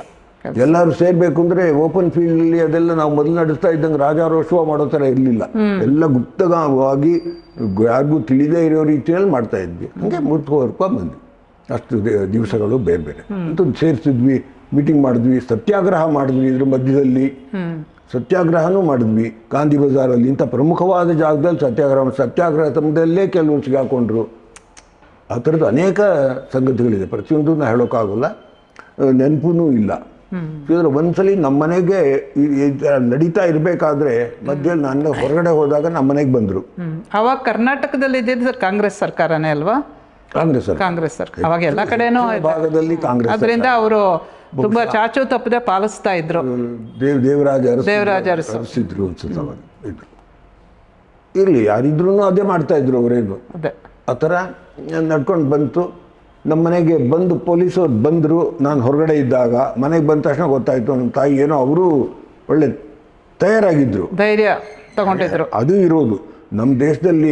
ನಮ್ಮ ಆ ಸಂದರ್ಭದಲ್ಲಿ ಸಂಘದ ತಾಯಂದಿರು ಕೂಡ ನಮ್ಮ ಜೊತೆ ಸಹಕರಿಸಿದ್ರು. ಹೌದು, ಅವರು ಏನು ಗಾಬರಿ ಆಗಲಿಲ್ಲ. ಏನೇನು ಉತ್ತರ ಸರಿಯಾದ ಸಮಯದಲ್ಲಿ ಹೆಂಗೆ ಉತ್ತರ ಕೊಡ್ಬೇಕು. ನಿಮ್ಮ ಮನೆಯಲ್ಲಿ ನಿಮ್ಮ ತಾಯಿ ಮಾತ್ರ ಅಲ್ವಾ, ಅವರು ಧೈರ್ಯವಾಗಿ ಇದ್ದಿದ್ರಿಂದಾನೇ ನೀವು ಧೈರ್ಯವಾಗಿದ್ದು ಕಳಿಸ್ಕೊಟ್ರು. ಆಮೇಲೆ ನಾನು ಇನ್ನು ಮುಂದೆ ನಾನು ಎಲ್ಲಿಗೆ ಹೋಗ್ಬೇಕಾಗಿತ್ತು, ನಾವೆಲ್ಲ ಸೇರ್ಬೇಕಾಗಿತ್ತು ವಿಲ್ಸನ್ ಗಾರ್ಡನಲ್ಲಿ. ಅವ್ರಿಗೆ ಎಚ್ಚರ ಮಾಡಬೇಕಾಯ್ತು, ನಮ್ಮ ಮನೆಗೆ ಬಂದು ಹೋಗಿದ್ದಾರೆ, ಮುಂದೆ ಎಲ್ಲಿಗೆ ಬರಬೇಕಾಗುತ್ತೋ ಗೊತ್ತಿಲ್ಲ ಅಂತ. ಅಲ್ಲಿಗೆ ಹೋಗ್ಬೇಕಾದ್ರೆ ಹಿಂದ್ಗಡೆ ತಿರುಗಿ ನೋಡ್ಕೊಂಡು ಹೋಗ್ತಾ ಇದ್ದೆ, ಯಾರಾದ್ರೂ ಫಾಲೋ ಮಾಡ್ತಾ ಇದ್ದೆ. ಅದೇ ನನಗೆ ಒಂಥರ ಇನ್ನೂ ಅನುಮಾನ ಬಂದ್ಬಿಡುತ್ತೆ. ಒಳ್ಳೆ ನೆನಪಿನಲ್ಲಿದೆ ಇದೆ. ಆ ಥರ ಹೋಗಿ ಅವ್ರಿಗೆ ಎಚ್ಚರ ಕೊಟ್ಟು ಎಲ್ಲಿ ಸೇರ್ತಾ ಇದ್ವು, ಯಾಕೆ ಎಲ್ಲಿ ಕೊಂಡಿ ಲಿಂಕ್ ಕಳ್ಸ್ಕೊಳ್ಳುತ್ತೋ ಗೊತ್ತಾಗೋದು. ಯಾರು ಸ್ವಲ್ಪ ಏನಾದರೂ ಹೆದರಿಸಿದ್ರೆ, ಹಿಂಸೆ ಮಾಡಿದ್ರೆ ಬಾಯಿ ಬಿಟ್ಬಿಡ್ತಾರೋ ಅನ್ನೋದು ಕಷ್ಟ ಇತ್ತು. ಅದು ಯಾರು ಬೇಕಾದ್ರೆ ಬಿಡ್ಬೋದಾಗಿತ್ತು. ಇಂಥ ಸಂದರ್ಭದಲ್ಲಿ ಅಷ್ಟೇ. ನಾವೆಲ್ಲ ಕ್ರಾಂತಿಕಾರಿಗಳ ಕಾಲದಲ್ಲಿ ಕೇಳ್ತಾ ಇದ್ವಿ, ಯಾರೋ ಸ್ವಲ್ಪ ಹಿಂಸೆ ಮಾಡಿದ್ರೆ ಅಥವಾ ಯಾವುದೋ ಆಸೆ ಆಮಿಷಗಳಿಗೆ ಬರೀ, ನಮ್ಮಲ್ಲಿ ಆಸೆ ಆಮಿಷ ಏನು ಮಾಡಲಿಲ್ಲ, ಆದರೆ ಹಿಂಸೆ ಮಾಡಿದ್ರೆ ಬಗ್ಗೋತಾರೆ. ಇಲ್ಲ ಸಣ್ಣ ಸಣ್ಣ ಹುಡುಗರು ಹೇಳ್ತಾರೆ, ಯಾರ್ದ ಮನೆ ಎಲ್ಲಿ ಅಂದರೆ ಸೀದಾ ತೊಗೊಂಡೋಗಿ ತೋರಿಸ್ತಾ ಇದ್ರು, ಅವ್ರಿಗೆ ಅದ್ರ ಪರಿವೇ ಇರಲಿಲ್ಲ, ಏನಾಗುತ್ತೆ ಮುಂದೆ ಅನ್ನೋದು ಏನು ಗೊತ್ತಿರಲಿಲ್ಲ. ಹೇಳೋಕ್ಕಾಗಲ್ಲ. ಸೊ ಹಾಗೆ ಆ ಥರ ಅದು ಭಯ ಇತ್ತು ನಮಗೆ. ಅದನ್ನೆಲ್ಲ ಮೀರಿ ನಾವು ಹಾಗೆ ಹೋದ್ವಿ, ಏನೇನು ಮಾಡಬೇಕು ಎಲ್ಲ ಮಾಡಿದ್ವಿ. ಯಾರ್ಯಾರಿಗೆಲ್ಲ ಕೆಲವರು ವೇಷ ಬದಲಾವಣೆ ಮಾಡಿಕೊಂಡ್ರು, ಪ್ಯಾಂಟ್ ಹಾಕ್ತಾ ಇದ್ದು ಪೈಜಾಮ ಪಂಚೆ ಬಿಡೋಕೆ ಶುರು ಮಾಡಿದ್ರು. ಆ ಥರ ಎಲ್ಲ ನಡ್ಕೊಂಡು ಬಂತು ಒಂದು ಕಾಲದಲ್ಲಿ. ಅದು ಎಲ್ಲ ನಡೀತು. ಇದ್ದಿದ್ರಲ್ಲಿ ವೇಷ ಬದಲಿಸ್ಕೊಳ್ಳೋದು. ಕೆಲವರು ಮುಂದೆನ ಮಾಡಿಸ್ಕೊಂಡ್ಬಿಟ್ರು, ಗೊತ್ತಾಗಿರಲಿ. ಅದು ಇದೆ, ಎಲ್ಲ ಥರದ್ದು ಏನೇನು ಮಾಡಬೇಕೋ ಏನೇನು ಮಾಡಬಾರ್ದು ಎಲ್ಲ ಮಾಡಿದ್ವಿ. ಅಂತೂ ಒಟ್ಟಿನಲ್ಲಿ ನಾವು ಬಚಾಗ ಹೋಗಬೇಕು, ಹೊರಗಡೆ ಇರಬೇಕು, ಕೆಲಸ ಮಾಡಬೇಕು. ಈ ಯಾವುದು ಅಂಡರ್ಗ್ರೌಂಡ್ ವರ್ಕ್ ಅದು ನಡಿಬೇಕು, ಶಾಶ್ವತವಾಗಿರಬೇಕು. ಇದ್ರ ವಿರೋಧಕ್ಕೆ ನಾವು ಬಗ್ಗದೆ ಸೆಡ್ ಹೊಡೆದು ನಿಂತ್ಕೋಬೇಕು, ಮುಂದಕ್ಕೆ ಹೋಗಬೇಕು ಅನ್ನೋದು ನಮ್ಮ ಮನಸ್ಸಲ್ಲಿ ಬಲವಾಗಿದ್ದ ವಿಷಯ. ಹಾಗಾಗಿ ನಾವು ನಡ್ಕೊಂಡು ಹೋಗ್ತಾನೆ ಇದ್ವಿ. ಅದು ಏನು ಮಾಡಿದ್ವಿ, ಇದೆಲ್ಲ ಮಾಡಿದ್ವಿ. ಸರಿ, ನೀವು ಅರೆಸ್ಟ್ ಆಗಿದೆ ಯಾವಾಗ ಸರ್? ಎಷ್ಟು ದಿವಸ ಆದಮೇಲೆ? ಈಗ ಎಮರ್ಜೆನ್ಸಿ ಡಿಕ್ಲೇರ್ ಆಗಿದ್ದು 75 ಜೂನ್ ಅಲ್ವಾ? 25. ನೀವು ನಿಮ್ಮನ್ನು ಒಳಗಾಕಿದ್ದು ಯಾವಾಗ? ನಾನು ಯೋಗ ಅಭ್ಯಾಸ ಮಾಡ್ತಾ ಇದ್ದೆ. ಯೋಗದಲ್ಲಿ ನಮ್ಮ ಹತ್ತಿರ ಇದ್ದ ನಮ್ಮ ಸೋದರಿಗಿಂತ ಹೆಚ್ಚಾಗಿದ್ದಂಥ ಒಬ್ಬ ಮನೆಯವರು ಚಾಮರಾಜಪೇಟೆಯಲ್ಲಿದ್ದರು. ಅವ್ರ ಮನೆಯಲ್ಲಿ ನಾ ಇದ್ದೆ, ತಂಗಿದ್ದೆ. ಅಂದರೆ ನಿಮ್ಮ ಮನೇಲಿ ಇರಲಿಲ್ಲ? ನಮ್ಮನೆ ಇರೋ ಈ ಥರ ಆಗೋಯ್ತಲ್ಲ. ಒಂದ್ಸಲಿ ಈ ಏನೋ ಗುಬ್ಬಿ ಮಾನವ ಮುಟ್ಟಿದ ಗುಬ್ಬಿ ಅಂತ ಹೇಳ್ತಾರೆ, ಯಾರು ಸೇರಿಸೋಲ್ಲ, ಅವರೇ ಸೇರಿಸೋಲ್ಲ. ಹಾಗಾಗಿ ನಾವೇ ಹೊರಗಡೆ ಬಂದುಬಿಟ್ಟು ಮನೆಯಿಂದ ಹೊರಗಡೆ ಬಂದ್ವಿ. ಮನೆಯಿಂದ ಸಂಪರ್ಕ ಇಟ್ಕೊಂಡಿದ್ವಿ, ಹೆಂಗೆ ಅನ್ನೋದು ಅದೇ ಕೊಡ್ತಿಲ್ಲ. ಬೇರೆಯವ್ರ ಮೂಲಕ ಹೆಂಗೋ ಮುಟ್ಕೊಂಡು ಸ್ವಲ್ಪ ನಾವು ಚೆನ್ನಾಗಿದ್ದೀನಿ ಅಷ್ಟೇ. ಮಿನಿಮಮ್ ಸುದ್ದಿ, ಇನ್ನೂ ಇದೇನೆ ಬದುಕಿದ್ದೀನಿ. ಶಂಕರಪುರದಲ್ಲಿ ಶಂಕರ ಮಠ ರಸ್ತೆನಲ್ಲಿ ಅವ್ರ ಮನೆ ಇತ್ತು. ಈ ಎಲ್ಲ ಯಾವುದು ಈ ಟ್ರಾನ್ಸ್ಪೋರ್ಟ್ ಹೌಸಸ್ ಎಲ್ಲ ಇದೆ, ಅಲ್ಲಿ ಇದ್ರು. ನನಗೆ ದುಡ್ಡು ಬೇಕು ಎಲ್ಲ ಓಡಾಡೋದಕ್ಕೆ. ಅವ್ರ ತಂದೆಯದು ಲಾರಿ ಓನರ್ಸ್ ಅಸೋಸಿಯೇಷನ್ ಅಲ್ಲೇ ಇತ್ತು, ಆ ರಸ್ತೆನಲ್ಲಿ. ಅಲ್ಲಿ ಹೋಗಿ ನಾನು ದುಡ್ಡು ತೊಗೊಂಡು ಬಂದೆ. ದುಡ್ಡು ತೊಗೊಂಡು ಬರಬೇಕಾದ್ರೆ ನನ್ನ ಯಾರು ಪೊಲೀಸ್ನವ್ ನನ್ನನ್ನು ಗುರ್ತಿಡ್ದ. ಅವನು ಇನ್ಸ್ಪೆಕ್ಟರ್ ANS ರಾವ್ ಅಂತಾನೋ ಏನೋ. ಹೌದೇನೋ? ಒಳ್ಳೆ ಚಾಲಾಕಿ. ನಾನು ಐ ಅಪ್ರಿಷಿಯೇಟ್ ಇನ್. ಕಂಡಿಡ್ದಲ್ಲ ನನ್ನ ಅಂತ ಸಂದರ್ಭದಲ್ಲಿ ನಾನು ಸೋತಿರ್ಬೋದು, ಇದಾಗಿರ್ಬೋದು, ಆದರೂ ಮೆಚ್ತೀನಿ ನಾನು ಅವನು. ಸೊ ಆ ಥರ ಅವ್ನು ಹಿಡಿದು ಕೊಂಡೋದ. ಅವತ್ತು ಗೋಕುಲಾಷ್ಟಮಿ ದಿವಸ ಹತ್ರ. ನಾನು ಗೋಕುಲಾಷ್ಟಮಿ ಮಾಡೋನು. ನಾನು ಮನೆಯಲ್ಲಿ ನಮ್ದು ದೊಡ್ಡ ಹಬ್ಬ ಅದು. ಕೃಷ್ಣನ್ಗೂ ಬಂಧನ, ನಿಮಗೂ ಆಯ್ತು. ನನಗೆ ಆವಾಗ ನಾನು ಹೇಳ್ದ ಅವನು, ಗೋಕುಲಾಷ್ಟಮಿಗೆ ಇರಲಿಲ್ಲ ಮನೆಯಲ್ಲಿ, ಬನ್ನಿ ಆಚರಣೆ ಮಾಡೋಣ. ಕರ್ಕೊಂಡು ಹೋದ ಜೈಲಿಗೆ. ನೋಡಿ, ಸೆಂಟ್ರಲ್ ಪೊಲೀಸ್ ಸ್ಟೇಷನಲ್ಲಿ ಇಟ್ಟರು ನನ್ನ. ಅಂದರೆ ನೀವು ದುಡ್ಡು ತೊಗೊಂಡು ಬರ್ತಾ ಇದ್ರಿ? ದುಡ್ಡು ತೊಗೊಂಡು ಸಮೇತ ಎಲ್ಲ ಆಯಿತು. ಅಲ್ಲಿ ಇನ್ಸ್ಪೆಕ್ಟರ್, ಬಹುಶಃ ಇನ್ಸ್ಪೆಕ್ಟರ್ ಮಾದಯ್ಯ ಅಂತ ಒಬ್ಬ, ಅಷ್ಟತ್ರ ಅವನು ಒಳ್ಳೆ ಈ ಚೆನ್ನಾಗಿ ನೆನಪಿದೆ. ಕಪ್ಪಗೆ ಅವನು ಇನ್ಸ್ಪೆಕ್ಟರ್. ಅವನು ಎಲ್ಲ ಬರ್ಕೊಂಡಿದ್ದ. ಇವ್ರು ಬಂದು ನನ್ನ ವಾಚು ಅದೆಲ್ಲ ನಂದೇನೇನಿತ್ತು. ಕೊನೆಯಲ್ಲಿ ನಂದು ಬೈಲ್ ಆದಮೇಲೆ ಎಲ್ಲ ವಾಪಸ್ ಬಂತು. ಹೌದಾ? ಎಲ್ಲ ಅಷ್ಟು ದುಡ್ಡು ಎಷ್ಟಿತ್ತು ಎಲ್ಲ ವಾಪಸ್ ಕೊಟ್ಟು ಅಷ್ಟರ ಮಟ್ಟಿಗೆ ಪರವಾಗಿಲ್ಲ, ಚೆನ್ನಾಗಿ ಮಾಡಿ ಪೊಲೀಸ್. ಎಲ್ಲ ಸಂದರ್ಭದಲ್ಲೂ ಅವ್ರನ್ನೇ ಬಯೋದಿಲ್ಲ. ಏನು ಸರ್ಕಾರದ ಏನು ಇದು ಆಜ್ಞೆ ಇತ್ತು ಅದು ಪಾಲನೆ ಮಾಡ್ಕೊಂಡು ಬಂದರು ಅಷ್ಟೇ, ಅವ್ರೇನು ಮಾಡ್ಬೋದಿತ್ತು. ಸೊ ಆ ಥರ ಆಯಿತು. ಅದಾದಮೇಲೆ ನನ್ನ ಕೆಲವ್ರ ಹೆಸರು ಬೇಕಾಗಿತ್ತು. ನನ್ನ ಹೆಸರು ಶೇಷ. ಒಬ್ಬರು ಶೇಷಾದ್ರಿ ಅನ್ನೋರು ಬೇಕಾಗಿತ್ತು. ಹೋವೆ ಶೇಷಾದ್ರಿಗಳು ನಮ್ಮ ಲಿಸ್ಟ್ ಪಟ್ಟಿನಲ್ಲಿದ್ದರು. ಶೇಷು ಅನ್ನೋರು ಇನ್ನೊಬ್ರು, ಶೇಷಣ್ಣ ಅಂತ ಒಬ್ರು, ಶೇಷಗಿರಿ ಅನ್ನೋರೊಬ್ರು. ಇದೆಲ್ಲ ಒಂದು ಗುಂಪು. ಎಲ್ಲಾರನ್ನೂ ಒಬ್ಬರು ಮಾಡ್ಕೊಂಡ್ಬಿಟ್ಟಿದ್ದಾರೆ. ಅವ್ರು ಏನು ಅನ್ಕೊಂಡ್ರು ಅಂದರೆ ಎಲ್ಲರ ಹೆಸರು ಸಂಘದಲ್ಲಿ ಶೇಷ ಅಂತಾನೆ ತಂದ್ಕೊಂಡ್ರು. ಶೇಷ, ಶೇಷಣ್ಣ, ಶೇಷಗಿರಿ, ಶೇಷು, ಶೇಷಾದ್ರಿ ಇದೆಲ್ಲ ಕೆಟ್ಟಿರ್ಬೇಕು. ಹಾಗಾಗಿ ನಮ್ಮನ್ನೆಲ್ಲ ತಿಳ್ಕೊಳ್ಬೇಕಾದ್ರೆ ನಮಗೆ ಶಿಕ್ಷೆ ಕೊಟ್ರೇನೆ ಬಾಯಿಂದ ಹೊರಗಡೆ ಬರುತ್ತೆ ಅನ್ನೋದಾಯ್ತು. ಅಂದರೆ ನಿಮ್ಮ ಹೆಸರುಗಳು ಕೂಡ ನೀವು ಹೇಳೋ ಹಂಗಿರಲಿಲ್ಲ. ಆದರೆ ನಮ್ಗೆ ಯಾರು ಗೊತ್ತಿತ್ತು ಎಲ್ಲಿದ್ದಾರೆ ಅನ್ನೋದು ಸುಮಾರಾಗಿ ಗೊತ್ತಿತ್ತು. ನಮಗೆ ಪಕ್ಕಾ ಗೊತ್ತಿರೋಕ್ಕೆ ಸಾಧ್ಯ ಇಲ್ಲ, ಯಾರಿಗೂ ತಿಳಿಬಾರ್ದು ಅಂತಾನೆ ನಮ್ಮ ಉದ್ದೇಶ. ಸೊ ಅದನ್ನು ಕಾಪಾಡಿಕೊಂಡು ನಾವು ಏನು ಹೇಳಿದ್ರು ನಾವು ಬಾಯಿ ಬಿಡಬಾರ್ದು. ಎಷ್ಟೇ ಶಿಕ್ಷೆ ಆದ್ರೂ ಇವರೆಲ್ಲಿದ್ದಾರೆ ಅಂತ ತಿಳಿಬಾರ್ದು ಅನ್ನೋ ದೃಷ್ಟಿಯಿಂದ ನಾವು ತುಂಬ ಪ್ರಯಾಸ ಪಟ್ಕೊಂಡು ಕಷ್ಟಗಳಿಂದೆಲ್ಲ ಅನುಭವಿಸ್ಕೊಂಡು ಇದ್ವಿ. ಏನೇನೋ ಚಿತ್ರಹಿಂಸೆ ಕೊಟ್ಟರು. ಅದರಲ್ಲಿ ಪ್ರಮುಖವಾದ ಒಂದು ಚಿತ್ರಹಿಂಸೆ ಅಂತ ಹೇಳಿದ್ರೆ ನಿಮಗೂ ಕೊಟ್ಟರೆ ಸರ್? ನಮಗೂ ಕೊಟ್ಟರು. ಏನೇನು ಕೊಟ್ಟರು? ಅದೇ ಏರೋಪ್ಲೇನ್ ಅನ್ನೋದು. ಸಾರಿ, ನಾ ಕೇಳೋದು. ಹೌದಾ? ಏರೋಪ್ಲೇನ್ ಅನ್ನೋದು ಅದನ್ನ ಹಿಂದ್ಗಡೆ ಕೈ ಎರಡನ್ನು ಹಿಂದ್ಗಡೆ ಕಟ್ಟಿಬಿಡ್ತಾರೆ, ಕೆಳಗಡೆ ಪುಲಿನಲ್ಲಿ ಎಳಿತಾರೆ. ಹಿಂದ್ಗಡೆ ಹೋದ್ರೆ ಯಮಯಾತನೆ. ಇದಕ್ಕೂ ಅದನ್ನ ಕಲ್ಪನೆ ಕೂಡ ಮಾಡ್ಕೊಳ್ಳೋದು. ಮೈಯೆಲ್ಲ ಬೆವರು ಸುರಿಯುತ್ತೆ, ಅಷ್ಟು ಬೆವರು ಬರುತ್ತೆ ಅಲ್ಲಿ. ಅನುಭವಿಸೋಕ್ಕಾಗೋಲ್ಲ. ಏನು ಗೊತ್ತಿಲ್ಲ ಅಷ್ಟೆ. ಅದೇನು ಮಾಡ್ತಾರೆ ಅಂದರೆ, ಮೇಲ್ಗಡೆ ಹೋದಾಗ ಕಾಲ್ ಮೇಲೆ ನಾವು ನಿಂತ್ಕೊಳ್ಳೋ ಅಷ್ಟು ಸ್ವಲ್ಪ ಜಾಗ ಇದು ಕೆಳಗಡೆ ಬಿಡ್ತಾರೆ. ನಾವು ಕಾಲ್ ಮೇಲೆ ಊರಿದ್ರೆ ಕೈ ಇನ್ನೂ ಮೇಲಕ್ಕೆ ಹೋಗುತ್ತೆ. ಅದು ಅವರು ಕೈ ಮೂಳೆನೇ ಕಿತ್ಕೊಂಡು ಮೇಲಕ್ಕೆ ಹೋಗುತ್ತಿದ್ದು. ಈ ಮೇಲೆ ಹೋದ್ರೆ ನಮಗೆ ಅದಕ್ಕೋಸ್ಕರ ನಮ್ಮ ಕಾಲು ಊರ್ಸೋಗ್ಬಿಡೋದು. ಕಾಲು ಊರ್ಲೇಬೇಕಾಗುತ್ತೆ. ನಾವು ಕಾಲು ಊರಿದ್ರೆ ಕೈ ಇನ್ನೂ ಮೇಲಕ್ಕೆ ಹೋಗುತ್ತೆ, ಇನ್ನೂ ಯಾತನೆ. ನೆನಪಿರ್ಬೇಕು ಈಗಲೂ. ಅದಕ್ಕೆ ಹೇಳೋದು, ಅನುಭವವು ಕಹಿ, ಅದರ ನೆನಪು ಸಿಹಿ. ಈಗ ಎಲ್ಲಿ ಸಿಹಿ ಕೇಳಿದ್ರೆ ನಮಗೆ ಬೇಸರ ಆಗತ್ತೆ. ನೀವು ಚಿಕ್ಕ ಹುಡುಗ ಅಲ್ವಾಗ. Experiences are bitter, their reminiscences are sweet ಅನ್ನೋದು ಹೇಳ್ತಾ ಇರೋದು. ಅನುಭವ ಹಾಗೆ ಇತ್ತು ನಮಗೆ. ಸೊ ಹಾಗೆ ಎಷ್ಟು ದಿವಸ ಕೊಟ್ಟರು ನಿಮಗೆ ಈ ಥರ? ಇಲ್ಲ, ಅಷ್ಟೇ ಒಂದು ದಿವಸ ಅಷ್ಟೇ. ಬೆಳಗ್ಗೆ ಸಂಜೆ ತನಕ ಆಯಿತು. ದರ ಜೊತೆಗೆ ನನಗೆ ಈ ಕಾರ್ಲ್ಟನ್ ಹೌಸ್ ಅಂತಿದೆ. ಹೌದು, ಅಲ್ಲಿದೆ, ಈಗಲೂ ಇದೆ ಅನ್ಸುತ್ತೆ. ಹಳೆಯದು, ಹೊಸದಾಗಿ ಒಡೆದು ಕಟ್ಟಿದಾರೋ ಏನೋ. ಅದಂತೂ ಅವಾಗ ಹಳೆಯದು, ಇನ್ನು ವೈಟ್ ವಾಶ್ ಕೂಡ ಮಾಡಿರಲಿಲ್ಲ. ಅಲ್ಲಿ ವೈಟ್ ವಾಶ್ ಮಾಡದೇ ಇರೋ ಹಳೆ ಕಟ್ಟಡಕ್ಕೆ ಕಂಬಳಿಗಳು ಬರುತ್ತೆ. ಹೌದು, ನಾನು ಹೋಗುವಾಗಲೇ ನೋಡ್ಕೊಂಡು ಹೋದೆ. ಬೆಂಗಳೂರು ಅವಾಗ ಇನ್ನೂ ತಡ್ಡಿ ಕಂಬಳಿ ಹುಳ ತುಂಬ ಬರುತ್ತೆ. ಹೌದು, ನಾನು ನೋಡಿದ್ರೆ ನಂಗೆ ನೋಡ್ಕೊಂಡು ಹೋಗಿದ್ದೆ. ಅದನ್ನ ತುಳಿದೇ ಹೋದೆ. ಅದನ್ನ ತಗೊಂಬಂದ್ರು. ನಂದೇನಿಲ್ಲ, ಕೇವಲ ಒಳ ಬಟ್ಟೆ ಬಿಟ್ಟಿದ್ದೇನು ಇರಲಿಲ್ಲ. ಅಲ್ಲಿ ಕಂಬಳಿ ಹುಳು ನನ್ನ ಮೈ ಮೇಲೆ ಬಿಟ್ರು. ಕಂಬಳಿ ಹುಳು ಅಂದರೆ ಬಿಟ್ಟಿದ್ರೆ ಸಾಕು, ಅದು ನವೆ ಆಗುತ್ತೆ. ಆದರೆ ಒಂದು ಅವ್ರಿಗೆ ಗೊತ್ತಿಲ್ಲದೆ ಇರೋ ಒಂದು ಅಂಶ ಅಂದರೆ, ಕಂಬಳಿ ಹುಳು ನಮ್ಮ ಮೇಲೆ ನಡೆದಾಡಿದ್ರೆ ಏನೂ ಆಗೋಲ್ಲ. ಮುಳ್ಳು ತಾಗಿದ್ರೆ ಮಾತ್ರ ನಾವು ಮುರಿಯೋದು. ಮುಳ್ಳು ತಾಗದೇ ಇರೋ ಥರ ಇದ್ರೆ ಆಯಿತು, ಅಷ್ಟೇ. ಮಾಡೋದು ಅದು ಹಾಗೆ ಅಲ್ಲಾಡದೆ ಮಲಗಿದ್ದೀವಿ. ಆದರೂ ನಾವೇನೋ ಕೈ ಹಂಗೆ ಅಂದ್ಕೊಂಡ್ಬಿಟ್ರೆ ಅಷ್ಟೇ. ಇದಂತೂ ಆ ಹಿಂಸೆ, ಏರೋಪ್ಲೇನ್ ಹಿಂಸೆ ತುಂಬ ಕಷ್ಟ ಆಯಿತು ನಂದು ಒಬ್ಬನಿಗೆ. ಆಮೇಲೆ ಅದ್ರದ್ದು ಏನಾದರೂ ನಿಮಗೆ ಪರಿಣಾಮ ಆಯ್ತಾ ದೇಹದ ಮೇಲೆ?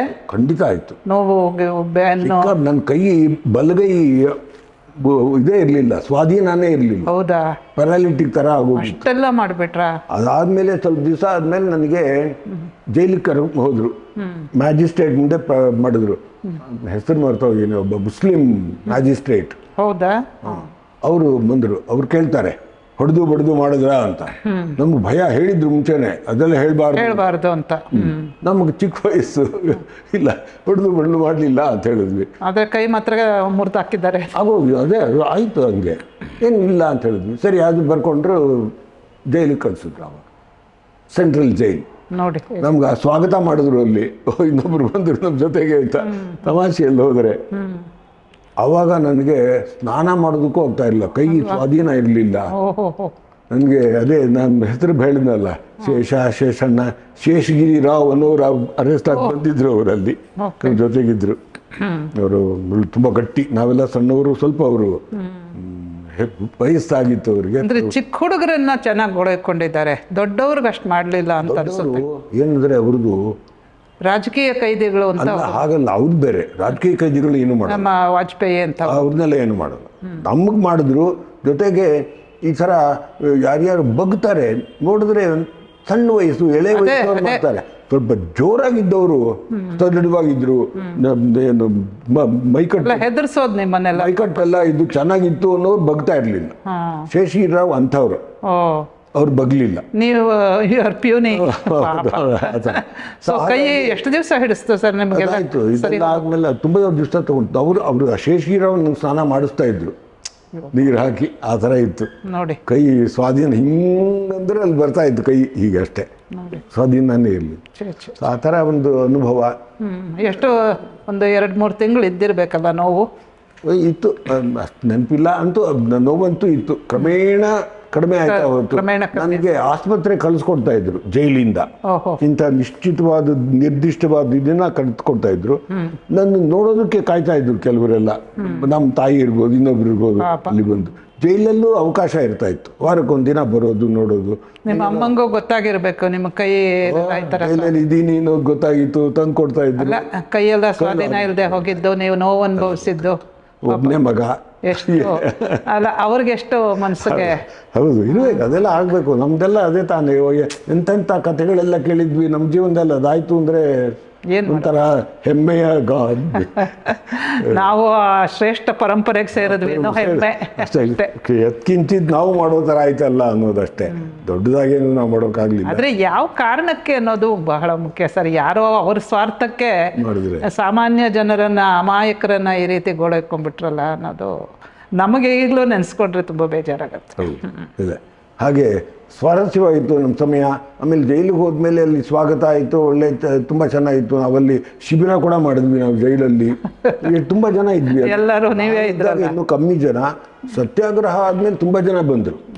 ಆಮೇಲೆ ಒಂದು ಪ್ರಶ್ನೆ ಕೇಳ್ತೀವಿ ಸರ್, ಇದು ನೀವು RSSನವರನ್ನೇ ಯಾಕೆ ಹಿಡಿತಾ ಇದ್ರು? ದೇಶದ ಬಗ್ಗೆ ಹೆಚ್ಚು ಒಲಿವಿದ್ದದ್ದು ನಮಗೆ. ಅದನ್ನು ಹೇಳಿ. ಈಗ ನಿಮ್ಮಲ್ಲಿ ಬೇರೆಯವರು ಇರ್ತಾ ಇದ್ರು, ಆದರೆ ಹೆಚ್ಚಿಗೆ ಇದ್ದವರು ನೀವೇ ಅಲ್ವಾ? ಸತ್ಯಾಗ್ರಹ ಮಾಡಿದ್ದು ನಾವೇ ನೇತೃತ್ವ ವಹಿಸಿದ್ದು ನಾವೇ. ಅದಕ್ಕಾಗಿ ನಮ್ದೇ ಹೆಚ್ಚು ಜನ ನಮ್ಮ ಜೊತೆ ಅಲ್ಲಿದ್ರು. ನಾಕ್ಸಲೈಟ್ಸ್ ಇದ್ರು, ಮುಸ್ಲಿಂ ಲೀಗ್ ಆ ಥರ ಅವರು ಒಂದು ಫ್ಯಾಕ್ಷನ್ ಆಫ್ ಅವರು ಇದ್ರು, ಎಲ್ಲ ಇದ್ರು. ಆದರೆ ನೇತೃತ್ವ ವಹಿಸಿದ್ದು ಸಂಘ. ಅದಕ್ಕೋಸ್ಕರ ಸಂಘದ ಕಾರ್ಯಕರ್ತರನ್ನ ಮೊದಲೇ ಎತ್ತಾಕೊಂಡ್ರು. Isolated branded. ಎಲ್ಲರನ್ನೂ ಹಂತ ಹಂತವಾಗಿ ಅವ್ರನ್ನ ಅರೆಸ್ಟ್ ಮಾಡಬೇಕು ಅನ್ನೋದೇ ಇದ್ದದ್ದು. ಸಂಘಾನೇ ಇದಕ್ಕೆಲ್ಲ ರಸ್ತೆಗೆ ಇಳಿಬೇಕಾದ್ರೆ ಸಂಘಾನೇ ಕಾರಣ. ಸೊ ಎಲ್ಲ ಹಾಗೆ ಆಯಿತು. ನಮ್ಮ ಅಂದ್ಕೊಂಡಿದ್ದಂಗೆ ನಡ್ಕೊಂಡು ಬಂತು ಅಷ್ಟೇ. ಸೊ ಅಲ್ಲಿ ಚಟುವಟಿಕೆಗಳೆಲ್ಲ ಶುರು ಮಾಡ್ಕೊಂಡ್ಬಿಟ್ರಿ? ಅಲ್ಲಿ ಚಟುವಟಿಕೆ ಶುರು ಮಾಡಿದ್ವಿ. ನಾವು ಹೋಗ್ತಾ ಇದ್ವಿ, ನಾನು ಶೇಷಿರಾವ್ ಇಬ್ಬರು ತುಂಬ ಅಣ್ಣ ತಮ್ಮಂದ್ರ ಥರನೇ ಇದ್ವಿ. ಇವರು ಒಳ್ಳೆ ಜೋರಾಗಿ ಆಜಾನ್ ಬಾಹು, ನಾನು ಅವ್ರ ಜೊತೆ ದೊಡ್ಡ ಶೇಷ ಚಿಕ್ಕ ಶೇಷ ಎಲ್ಲ ಓಡಾಡ್ತಾ ಇದ್ವಿ. ಅವ್ರು ಬಂದರೆ ತುಂಬ ಗುರುಗಳು, ಅವರು ನಾ ಶಿಷ್ಯ ಆ ಥರನೇ ಇತ್ತು ಅಲ್ಲಿ, ಗುರು ಶಿಷ್ಯ. ಈಗ ಅದ್ವಾನಿ ಸರ್ ಅವರು ಆಮೇಲೆ ವಾಜಪೇಯಿ ಜಿ ಎಲ್ಲ ಇದ್ರಲ್ಲ, ಅವ್ರನ್ನೆಲ್ಲ ನೋಡೋಕೆ ಅವಕಾಶ ಇತ್ತಾ ನಿಮಗೆ? ನಾವು ಹೌದು, ನಮಗೆ ನ್ಯೂಸ್ ಪೇಪರ್ ಓದಬೇಕಾದ್ರೆ ಅವ್ರು ಬರ್ತಾ ಇದ್ರು. ನ್ಯೂಸ್ ಪೇಪರಲ್ಲೂ ಅಷ್ಟೇ, ಏನಿದೆ ಪೇಪರಲ್ಲಿ ಓದೋದು ಎಲ್ಲ ಅದೇ ಸರ್ವಾಧಿಕಾರಿ ಪ್ರವೃತ್ತಿಗಳೇ ಇರ್ತಾ ಇತ್ತು. ಭೇಟಿ ಆಗ್ತಾ ಇದ್ವಿ. ನಮಗೆ ಅಲ್ಲಿ 3 ತರಹ ಜನಗಳಿದ್ರು. ಒಂದು ಎ ಕ್ಲಾಸ್ ಪ್ರಿಸ್ನರ್ಸ್, ಅಲ್ಲಿ ಜೈಲಲ್ಲಿದ್ದವರು. ಎ ಕ್ಲಾಸ್ ಅಂದ್ರೆ ಪೊಲಿಟಿಕಲ್ ಪ್ರಿಸ್ನರ್ಸ್. ವಾಜಪೇಯಿ, ಅದ್ವಾನಿ, ಎಸ್.ಎನ್. ಮಿಶ್ರಾ, ಇವರೆಲ್ಲ ಒಂದು ಗುಂಪು. ಅವ್ರೆಲ್ಲ ಎ ಕ್ಲಾಸ್ ಅಲ್ಲಿದ್ರು. ಅವ್ರಿಗೆಲ್ಲ ಒಳ್ಳೆ ಆಹಾರ ಅದೆಲ್ಲ ಅವ್ರಿಗೆ ಅದು ಸಿಗ್ತಾ ಇತ್ತು. ಹೌದು. ಇನ್ನೊಂದು ಬಿ ಕ್ಲಾಸ್, ನಾವೆಲ್ಲ ಬಿ ನಲ್ಲಿ ಇರ್ತಾ ಇದ್ವಿ. ಇನ್ನು ಸಿ ನಲ್ಲಿ ಇನ್ನೂ ಕಷ್ಟ, ಅವ್ರಿಗೆ ಸಿಗೋಲ್ಲ. ಅಂದ್ರೆ ಸ್ವಾತಂತ್ರ್ಯನೂ ಇಲ್ಲ, ಕ್ಯೂನಲ್ಲಿ ನಿಂತ್ಕೊಂಡು ಊಟ. ಅಲ್ಲ, ಎಮರ್ಜೆನ್ಸಿಯಲ್ಲಿ ಹಿಡಿದವರಲ್ಲೇ ಈ ಕ್ಲಾಸ್ ನೀವು ಹೇಳ್ತಾ ಇರೋದು, ಅಥವಾ ಇನ್ ಜನರಲ್ ಇಲ್ಲ ಜೈಲಲ್ಲಿ ಇರ್ತಾ ಇದ್ರು? ಬೇರೆ ಇರೋರು ಇರ್ತಾ ಇದ್ರು. ಅವರ ಬೇರೆಯವರು ಎಮರ್ಜೆನ್ಸಿ ಅವ್ರ ಜೊತೆ ಸೇರಿಸ್ಬಿಡ್ತಾ ಇದ್ರು. ರಾಜಕೀಯ ಏನವರು ಹೇಳ್ತೀವಿ, ರಾಜಕೀಯ ಕೈದಿಗಳು ಬಿಟ್ರೆ ಜನರಲ್ ಆಗಿರೋರು ಇರ್ತಾ ಇದ್ರು ಬೇರೆ. ಅದೇ ಅವ್ರದ್ದು ಅವರ ವರಮಾನದ ಪ್ರಕಾರ ಅವ್ರ ಇನ್ಕಮ್ ಅದ್ರ ಮೇಲೆ ಅವ್ರನ್ನ ಅವರನ್ನ ನಿಮ್ ಜೊತೆ ಸೇರಿಸ್ತಾ ಇದ್ರ? ಹೌದು, ಇತ್ತು. ಸೊ ಈ ಕ್ಯೂ ನಿಂತ್ಕೊಳ್ಳೋವಾಗ ಎಲ್ಲರೂ ಕ್ಯೂ ನಿಂತ್ಕೊಂಡು ಊಟ ಮಾಡ್ಬೇಕಾಗಿ ನಮ್ಗಿರ್ಲಿಲ್ಲ. ಬಿ ಕ್ಲಾಸ್, ನೀವು ಬಿನವರು, ನಿಮಗೆ ಊಟ ಹೇಗೆ ಕೊಡ್ತಾ ಇದ್ರು? ನಮ್ಗೆ ರೇಷನ್ ಕೊಟ್ಬಿಡ್ತಾ ಇದ್ರು. ನಮ್ಮಲ್ಲೇ ಕೆಲವರು ಅಡಿಗೆ ಮಾಡ್ತಾ ಇದ್ರು. ನಮ್ಮಲ್ಲಿ ಅದಕ್ಕೆ ಪಾತ್ರೆ ಪಡ್ಗ ಒಲೆ ಎಲ್ಲ ಇತ್ತು. ಎಲ್ಲ ಇತ್ತು, ಒಲೆ ಎಲ್ಲ. ಜೈಲುಗಳು ಸಮೃದ್ಧವಾಗಿತ್ತು. ಹೌದು, ಚೆನ್ನಾಗಿತ್ತು. ಎಲ್ಲ ಮೆಷರ್ಡ್. ಇಷ್ಟು ಗ್ರಾಮ್ ತುಪ್ಪ, ಇಷ್ಟು ಮೊಸರು ಎಲ್ಲ ಇತ್ತು. ನಮ್ಗೆ ಒಳ್ಳೆ ಆಹಾರ ಇತ್ತು. ಸಿ ಕ್ಲಾಸ್ನವರು ಸ್ವಲ್ಪ ಕಮ್ಮಿ, ರಾಗಿ ಹಿಟ್ಟು, ಮುದ್ದೆ ಆ ಥರದ್ದು ಇರ್ತಾ ಇತ್ತು. ನಮ್ಗೆ ಚೆನ್ನಾಗಿರ್ತಾ ಇತ್ತು. ನಮ್ಮಲ್ಲಿ ಈ ಯಾವುದು ಕಾಫಿ ಪೋಸಾ ಅಂತಿತ್ತು. ಕಾಫಿ ಪೋಸ, ಹೌದು, ಅದೊಂದು ಹೌದು, ಒಂದು ಆಕ್ಟ್. ಅದು ಒಂದು ಮೀಸಾ ತರ. ಮೀಸಾ ಬೇರೆ, maintenance of internal security act. ಇದು ಬೇರೆ. DIR ಅನ್ನೋದು ಡಿಫೆನ್ಸ್ ಆಫ್ ಇಂಡಿಯಾ ರೂಲ್ಸ್. ಈ ಕಾಫಿ ಪೋಸಾ ಅನ್ನೋದು ಈ ಫಾರಿನ್ ಎಕ್ಸ್ಚೇಂಜು ಅದೆಲ್ಲ ಅದರಲ್ಲಿ ಆಗಿದ್ದವರು. ಈ ಚಿನ್ನ ಬೆಳ್ಳಿ ವ್ಯಾಪಾರ ಮಾಡುವಂಥವ್ರು ಅವರೆಲ್ಲ ಅದ್ರಲ್ಲಿ ಇರ್ತಾ ಇದ್ರು. ಇಲ್ಲ Jain, money laundering, cash handling, ಇದಕ್ಕೆ ಸಂಬಂಧಪಟ್ಟಿದ್ದು ಮಾರ್ವಾಡಿಗಳು ಅವರೆಲ್ಲ ಅದ್ರಲ್ಲಿ ಇರ್ತಾ ಇದ್ರು. ತುಂಬ ಚೆನ್ನಾಗಿ ಅಡುಗೆ ಮಾಡ್ತಾ ಇದ್ರು. ನಮ್ಗೆ ಅವ್ರ ಕೈಲಿ ಮಾಡ್ತಾ ಇದ್ವಿ, ನಮ್ಮವ್ರ ಕೆಲವರು ಮಾಡ್ತಾ ಇದ್ರು. ಒಳ್ಳೆ ಚಪಾತಿ ಎಲ್ಲ ಮಾಡ್ತಾರೆ. ಚಪಾತಿ ಅನ್ನೋದನ್ನ ರೋಲ್ ಇದು ಮಾಡೋದು, ಪೂರ್ತಿ ಕೋಡ್ಬಳೆ ಥರ ಮಾಡಿಬಿಟ್ಟು ಅದನ್ನ ಸುತ್ತಿ ಆಮೇಲೆ ಅದನ್ನ ಬೇಯಿಸ್ತಾ ಇದ್ರು. ಒಳ್ಳೆ ಚೆನ್ನಾಗಿರ್ತಾ ಇತ್ತು. ಕಡಿಮೆ ಆಗ್ತಾ ಇತ್ತು ಅಂತ ಹೇಳ್ತಾ ಇದ್ವಿ. ಒಂಥರ ರಾಜಕೀಯ ಖೈದಿಗಳಿಗೆ ಸ್ವಲ್ಪ ದರ್ಪ ಜಾಸ್ತಿ. ನಮಗೆ ಅವರಿಗೆ ಎ ಕ್ಲಾಸ್ ಅವರು ಸ್ವಾಭಾವಿಕವಾಗಿ ಕೊಟ್ಬಿಡ್ತಾ ಇದ್ರು. ನಾವು ಸ್ವಲ್ಪ ಹೋರಾಡಿದ್ರೆ ಕೊಡ್ತಾ ಇದ್ರು. ಜೈಲರ್ ಬಂತು ಅಂದ್ರೆ ಲೈನ ನಿಂತ್ಕೋಬೇಕು. ಆವಾಗ ಏನಾದ್ರು ನಮ್ಗೆ ಕುಂದುಕೊರತೆ ಇದ್ದರೆ ಹೇಳ್ಕೋಬಹುದು. ನೀವು ಇಲ್ಲಿ ಸೆಂಟ್ರಲ್ ಜೈಲಲ್ಲೇ ಇದ್ದಿದ್ರಾ? ನಾವು ಪೂರ್ತಿ ಎಷ್ಟು ದಿವಸ ಇದ್ರಿ ಸರ್ ಒಳಗೆ? 4 ತಿಂಗಳು. 4 ತಿಂಗಳು ಅಲ್ಲೇ ಇದ್ರಾ? ಸರಿ. ಅದು ಮುಂಚೆ ನಾವು ಇನ್ನೂ ಸ್ವಲ್ಪ ಸಂಖ್ಯೆ ಜಾಸ್ತಿ ಸತ್ಯಾಗ್ರಹ ಮಾಡಿದಾಗ ಹೆಜ್ಜನ ಬಂದರು. ಅಷ್ಟೊತ್ತಿಗೆ ನಮ್ಮ ತಂದೆಯವರು ಶ್ರಾದ್ದ ಅಂತ ಹೇಳ್ಬಿಟ್ಟು ನನಗೆ ಪೆರೋಲ್ ಅಂತ ಪೆರೋಲ್ ಕೊಟ್ಟರು. ನಾನು ಹೊರಗಡೆ ಬಂದೆ, ಶ್ರಾದ್ದ ಮುಗಿಸ್ಕೊಂಡೆ. ನಾನು ಶ್ರಾದ್ದದಲ್ಲಿ ಮನೆಗೆ ಬಂದಾಗ ಸತ್ಯಾಗ್ರಹ ಆಯಿತು. ಆವಾಗಲೇ ನಮ್ಮ ಅಜಿತ್ ಕುಮಾರ್ ಅವರೆಲ್ಲ, ಅಜಿತ್ ಕುಮಾರ್ ಶೂಟು ಪ್ಯಾಂಟು ಎಲ್ಲ ಹಾಕೋದ್ರು, ಆಗೋದ್ರು. ಸೊ ಆ ಥರ ಅವ್ರದ್ದೆಲ್ಲ ಆಯಿತು. ಹಾಗೆ ಅಂದರೆ ನೀವು ಪರೋಲಲ್ಲಿ ಬಂದು ಮತ್ತೆ ಹೋದ್ರಾ? ಇಲ್ಲ, ಅಷ್ಟೇ ಪರೋಲ್ ಬಂದರು. ಅಷ್ಟೊತ್ತಿಗೆ ಇಲ್ಲ ಬಂದಿತ್ತು. ಅದಾದ್ಮೇಲೆ ನಮ್ದು ಬಿಡುಗಡೆ ಸಮಯನೇ ಆಗೋಯ್ತು. ಬಿಡುಗಡೆ ಸಮಯ ನಿಮಗೆಲ್ಲ ಇದು ಬೈಲ್ ಕೊಟ್ಟು ಬಿಡಿಸ್ಕೊಳ್ಳೋದಕ್ಕೆ ಅಂತಾನೆ ಕೆಲವರೆಲ್ಲ ಹೋರಾಡಿದ್ರಲ್ವಾ? ಕೆಲವು ಅಡ್ವೊಕೇಟ್ಗಳೇ ಇರ್ತಾ ಇದ್ರು. ಕೆಲವರು ಅಡ್ವೊಕೇಟ್ ಯಾವಾಗ ವಾಜಪೇಯಿ, ಅದ್ವಾನಿ ಅವರಿಗೆಲ್ಲ ಮಾಡಿದ್ದ ನಮ್ಮ ಹೆಸರೇನು ಜೋಯಿಸ್, ರಾಮ ಜೋಯಿಸ್, ಆಮೇಲೆ ಬಿಹಾರ್ ಅವರು ಕೂಡ ಇದ್ರಲ್ಲ, ಅವ್ರನ್ನ ಅರೆಸ್ಟ್ ಮಾಡಿದ್ರು. ಅವರು ಹೌದು, ಅಡ್ವೊಕೇಟ್ಸೇ ಅರೆಸ್ಟ್ ಆಗ್ಬಿಟ್ರು ಜಡ್ಜ್ಗಳು. ಅವಾಗ ಅವರು ಅಡ್ವೊಕೇಟ್ ಆಗಿದ್ರು. ಎಲ್ಲ ಒಂದು ಭಯದ ವಾತಾವರಣ ಇಡೀ ದೇಶದಲ್ಲಿ ಹಬ್ಬಿತ್ತು. ಒಂದು ಅವಾಗ ಕಾರ್ಟೂನ್ ಬರ್ತಾ ಇದ್ರಲ್ಲಿ Fakhruddin Ali Ahmed was the president. Fakhruddin Ali Ahmed ಒಂದು ತಮಾಷೆ, ಒಂದು ಕಾರ್ಟೂನ್ ಬಂದಿತ್ತು, ಅಬು ಅಬ್ರಹಂ ಕಾರ್ಟೂನ್ ಬರ್ದಿದ್ದು ಅಂದರೆ ಸ್ನಾನಗೃಹದಲ್ಲಿದ್ದಾರೆ, ಬಾತ್ ಟಬ್ಬಲ್ಲಿ ಸ್ನಾನ ಮಾಡ್ತಾ ಇದ್ದಾರೆ. ಯಾರೋ ಒಬ್ಬ ಕೈ ಒಡ್ಡಿ ಸೈನ್ ಮಾಡ್ಕೊಡೋದಕ್ಕೆ, ಆರ್ಡಿನೆನ್ಸ್ ಪಾಸ್ ಮಾಡೋದಕ್ಕೆ, can you wait till I finish by bath ಅಂತ ಕೇಳ್ತಾ ಇದ್ದಾರೆ. ಆ ಥರ. ಹೌದು ಹೌದು. ಇನ್ನೊಂದು ಕಡೆ ಎಮ್ಮೆನ ಪೊಲೀಸ್ ಹೇಳ್ಕೊಂಡು ಹೋಗ್ತಾ ಇದ್ದಾನೆ. ಎಮ್ಮೆ ಕೇಳ್ತಾ ಇದೆ, ಮೀಸಾ ಆರ್ DIR ಅಂತ. ಅಷ್ಟು ಸ್ವಾರಸ್ಯವಾಗಿದ್ದು ಇದೆಲ್ಲ ನಾವು ಇಟ್ಕೊಂಡಿದ್ವಿ. ಅಂದ್ರೆ ಇದೆಲ್ಲ ಅಷ್ಟೆಲ್ಲ ಹಾಸ್ಯ ಅಪಹಾಸ್ಯ ಎಲ್ಲ ಮಾಡಿದ್ರು, ಆದ್ರೆ ಕೇಳಲಿಲ್ವಲ್ಲ ಅಲ್ವಾ? ಭಾಳ ಎಲೆಕ್ಷನ್ ಬಂತು. ಎಲೆಕ್ಷನಲ್ಲಿ ಇಂಟೆಲಿಜೆನ್ಸ್ ವಾಸ್ ಫೇಲ್ಯೂರ್. ಸರಿ ಹೇಳಲಿಲ್ಲ, ಸರಿ ಏನಾಗುತ್ತೆ ಅನ್ನೋದು ಗೊತ್ತಾಗಲಿಲ್ಲ. ಜನತಾ ಪಾರ್ಟಿ ಗೆತ್ತು. ಸೊ ಅದೊಂದು ಅದ್ಭುತವಾದ ಗೆಲುವು ಆ ಟೈಮ್ಗೆ. ಹೌದಲ್ಲ, ಇಷ್ಟೊಂದು ಜನರಿಗೆ ತೊಂದರೆ ಕೊಟ್ಟಂಥ ಬಾಕೆನ ಎಲೆಕ್ಷನಲ್ಲೇ ಸೋಲಿಸಿದ್ದು ಅದು ದೊಡ್ಡ ಗೆಲುವೆ ಆಗಿನ ಕಾಲಕ್ಕೆ. ಈಗ ಯಾತಕ್ಕೆ ಇದನ್ನು ನಾವು ಮಾಡ್ತಿದ್ದೀವಿ ವಿಶೇಷ ಅವರೆಂದರೆ, ಇತ್ತೀಚೆಗೆ ಈ ಎಲೆಕ್ಷನ್ ಆದಮೇಲೆ ಸಂವಿಧಾನದ ಇದನ್ನು ಕೆಂಪು ಪ್ರತಿಗಳನ್ನು ಅದು ಯಾತಕ್ಕೆ ಇಟ್ಕೊಂಡ್ಬಂದರು, ಸಂಸತ್ತಲ್ಲೆಲ್ಲ ಕೆಲಸಕ್ಕೆ ಬಾರದ ಕೂಗುಗಳನ್ನು ಹಾಕ್ತಾ ಇದ್ದಾರೆ. ಇಂಥ ದುಸ್ಥಿತಿಗಳನ್ನೆಲ್ಲ ದಾಟ್ಕೊಂಡು ಬಂದಿರೋವಾಗ ಇವತ್ತು ದೇಶ ಮುಂದೆ ಹೋಗ್ತಾ ಇದೆ. ಮಾನ್ಯ ಪ್ರಧಾನಿಗಳು ಎಷ್ಟೋ ಈ ದೇಶದ ಅಭಿವೃದ್ಧಿಗೆ ಕೆಲಸಗಳು ಮಾಡ್ತಾ ಇದ್ದಾರೆ. ಅಂಥದ್ದನ್ನು ನಿಲ್ಲಿಸಬೇಕು, ಅದಕ್ಕೆ ಪ್ರತಿರೋಧ ಒಡ್ಡಬೇಕು ಅಂತ ಭಾಳ ಕೆಟ್ಟ ಕೆಲಸ ಮಾಡ್ತಾ ಇದ್ದಾರೆ ಅಂತ ಅನಿಸುತ್ತೆ. ಮೊನ್ನೆ ಲೋಕಸಭಾ ಆರಂಭ ಆದಾಗ 18ನೇ ಲೋಕಸಭಾ ಅವರು ಆಡಿದ್ದನ್ನು ನೋಡಿ ಭಾಳ ಎಲ್ಲರಿಗೂ ಮನಸ್ಸಿಗೆ ನೋವಾಗಿದೆ. ಇಂಥ ಸಮಯದಲ್ಲಿ ಹೀಗೆ ಮಾಡ್ತಿದ್ದಾರಲ್ಲ ಅಂತ. ಅದು ಸಂವಿಧಾನದ ಕಾಪಿ ಇಟ್ಕೊಂಡು ಬಂದರು. ಅದಕ್ಕೋಸ್ಕರ ನನಗನ್ಸುತ್ತೆ ಸಂವಿಧಾನನೇ ಗಾಳಿಗೆ ತೂರಿ ಅದರ ಫಂಡಮೆಂಟಲ್ ರೈಟ್ಸನ್ನು ಕೂಡ ಸಸ್ಪೆಂಡ್ ಮಾಡಿದಂಥ ಪಾರ್ಟಿ ಇವಾಗ ಇವರು ಸಂವಿಧಾನದ ಕಾಪಿ ಹಿಡ್ಕೊಂಡು ಓಡಿ ಬರ್ತಾರೆ. ಏನಾಗ್ಬಿಟ್ಟಿದೆ ಇವಾಗ? ಎಲ್ಲರೂ ಬೈಯೋದಕ್ಕೆ ಬೇಕಾದಷ್ಟು ಅವಕಾಶ ಇದೆಯಲ್ಲ, ಫ್ರೀಡಮ್ಮು, ಅವರಿಗೆ ಲಿಬರ್ಟಿಗಳು. ಆ ಹಿನ್ನೆಲೆಯಲ್ಲಿ ಆವತ್ತಿನ ದಿವಸ ನೀವೆಲ್ಲ ಅನುಭವಿಸಿದ್ದು ನೋಡಿ ಎಂತ ಇದೆ. ಏನು ಕಮ್ಮಿ ಆಗಿದೆ ಇವಾಗ? ಅನ್ಡಿಕ್ಲೇರ್ಡ್ ಎಮರ್ಜೆನ್ಸಿ ಅಂತಾರೆ ನಮ್ಮ ಖರ್ಗೆ ಸಾಹೇಬರು. ಹೆಂಗೆ ಹೇಳ್ತಾರೆ? ಏನು ಅನ್ಡಿಕ್ಲೇರ್ಡ್ ಎಮರ್ಜೆನ್ಸಿ? ಅವರು ದಿವಸ ಮೋದಿನ ಬೈಯೋದಕ್ಕೆ ಬೇಕಷ್ಟು ಅವಕಾಶ ಇದೆಯಲ್ಲ, ಅಷ್ಟೇ. ಅದು ಬಿಟ್ಟರೆ ಇನ್ನೇನೂ ಇಲ್ಲ. ಎಲ್ಲದಕ್ಕಿಂತ ಬೇಜಾರಾಗೋದು ಅಂದರೆ ಅವರು ಗೌರ್ಮೆಂಟ್ ಆಸ್ಪತ್ರೆ ಕಟ್ಟಿದ್ದಾರೆ, ಅವ್ರ ಹೆಸರು ಹಾಕ್ಕೊಂಡಿದ್ದಾರೆ ಅದ್ರ ಮೇಲೆ. ಹೌದು, ಈ ಥರ ಎಲ್ಲ ಮಾಡೋರು ಸುಮ್ಮನೆ ಮಾತಾಡಬೇಕು ಅಂತ ಆಡ್ತಾ ಇದ್ದಾರೆ. ಕೈಲಾಸ ಮಾತು ಜ್ಞಾಪಕ ಬರ್ತಾ ಇದೆ, ಮಾತು ಆಡಬೇಕು ಮೀನಿಂಗು ಇರಬಾರ್ದು ಅಂತ ಹಾಗಾಗಿದೆ. ಆಮೇಲೆ ನೀವು ಏನೇನು ಆಯಿತು ಸರ್? ನೀವು ಹೊರಗೆ ಬಂದ ಮೇಲೆ ಏನು ನಡೀತು? ಯಾವ ರೀತಿ ನೀವು ಮತ್ತೆ ಅಡ್ಜಸ್ಟ್ ಮಾಡ್ಕೊಂಡ್ರಿ? ಅದೆಲ್ಲ ಸ್ವಲ್ಪ ಜ್ಞಾಪಕ ಇದ್ರೆ ಹೇಳಿ. ಮನೆಯಲ್ಲೂ ಒತ್ತಡ ಬಂತು. ಏನಂತ? ನಮ್ಮ ತಂದೆ ಇರಲಿಲ್ಲ, ತಾಯಿ ಜೊತೆಲೇ ಇದ್ದೆ. ಜೊತೆಗೆ ಈಗ ನಮ್ಮ ಅಕ್ಕಂದರು, ಭಾವಂದರು ಈ ಥರ ನೀವು ಮಾಡೋದು ಸರಿಯಲ್ಲ, ಈಗ ತಾನೇ ಹೊರಗಡೆ ಬಂದಿದ್ಯಾ, ಅಕ್ಕ ಭಾವ ಭಾವ ಈ ಥರ ನಿಲ್ಲಿಸ್ಬಿಡು, ಅಮ್ಮಗೋಸ್ಕರ ಅದೆಲ್ಲ ನಿಲ್ಲಿಸ್ಬೇಕು, ಸರಿಯಲ್ಲ ಅದು ಆ ಥರ ಮಾಡುವಂಥದ್ದು ಅದು ಸರಿ ಅಂತ ಹೇಳಿದ್ರೆ ಒಂದು ಸ್ವಲ್ಪ ಭಾಗ ಒಪ್ಪಬೇಕಾಯ್ತು, ಮನೆಯವರ ಒತ್ತಡ ಮಾಡಬೇಕಾಗಿತ್ತು. ಆದರೂ ನಮ್ದೇನೇನು ಮಾಡಬೇಕು ಮಾಡ್ತಾನೆ ಇದ್ವಿ ಒಳಗಡೆ. ತಿರುಗಿ ಎಕ್ಸ್ಟ್ರಾ ಹೊಡೋದು ಹೆಂಗೆ ಅನ್ನೋದು ಅವ್ರಿಗೆ ಭಯ ಅಷ್ಟೇ. ಅದೊಂದು ಸಹಜವಾದ ಎಂದಿದ್ದೇ ಇರುತ್ತೆ. ಏನು ಮಾಡಿದ್ರಿ ಆಮೇಲೆ ಜೀವನಕ್ಕೆ ನೀವು? ಆಯ್ತು, ಅಷ್ಟೊತ್ತಿಗೆ ಇಲ್ಲ ಅಂತೇನಿಲ್ಲ, ನಾನು ಯಾವುದಕ್ಕೂ ದೇವರ ಅಡ್ಡಿ ಮಾಡಿರ್ಲಿಲ್ಲ ಜೀವನಕ್ಕೆ ತೊಂದರೆ. ನೀವೇನು ಕೆಲಸ ಮಾಡಿದ್ರಿ ಅಂತ ಕೇಳ್ತಾ ಇದ್ದೀನಿ.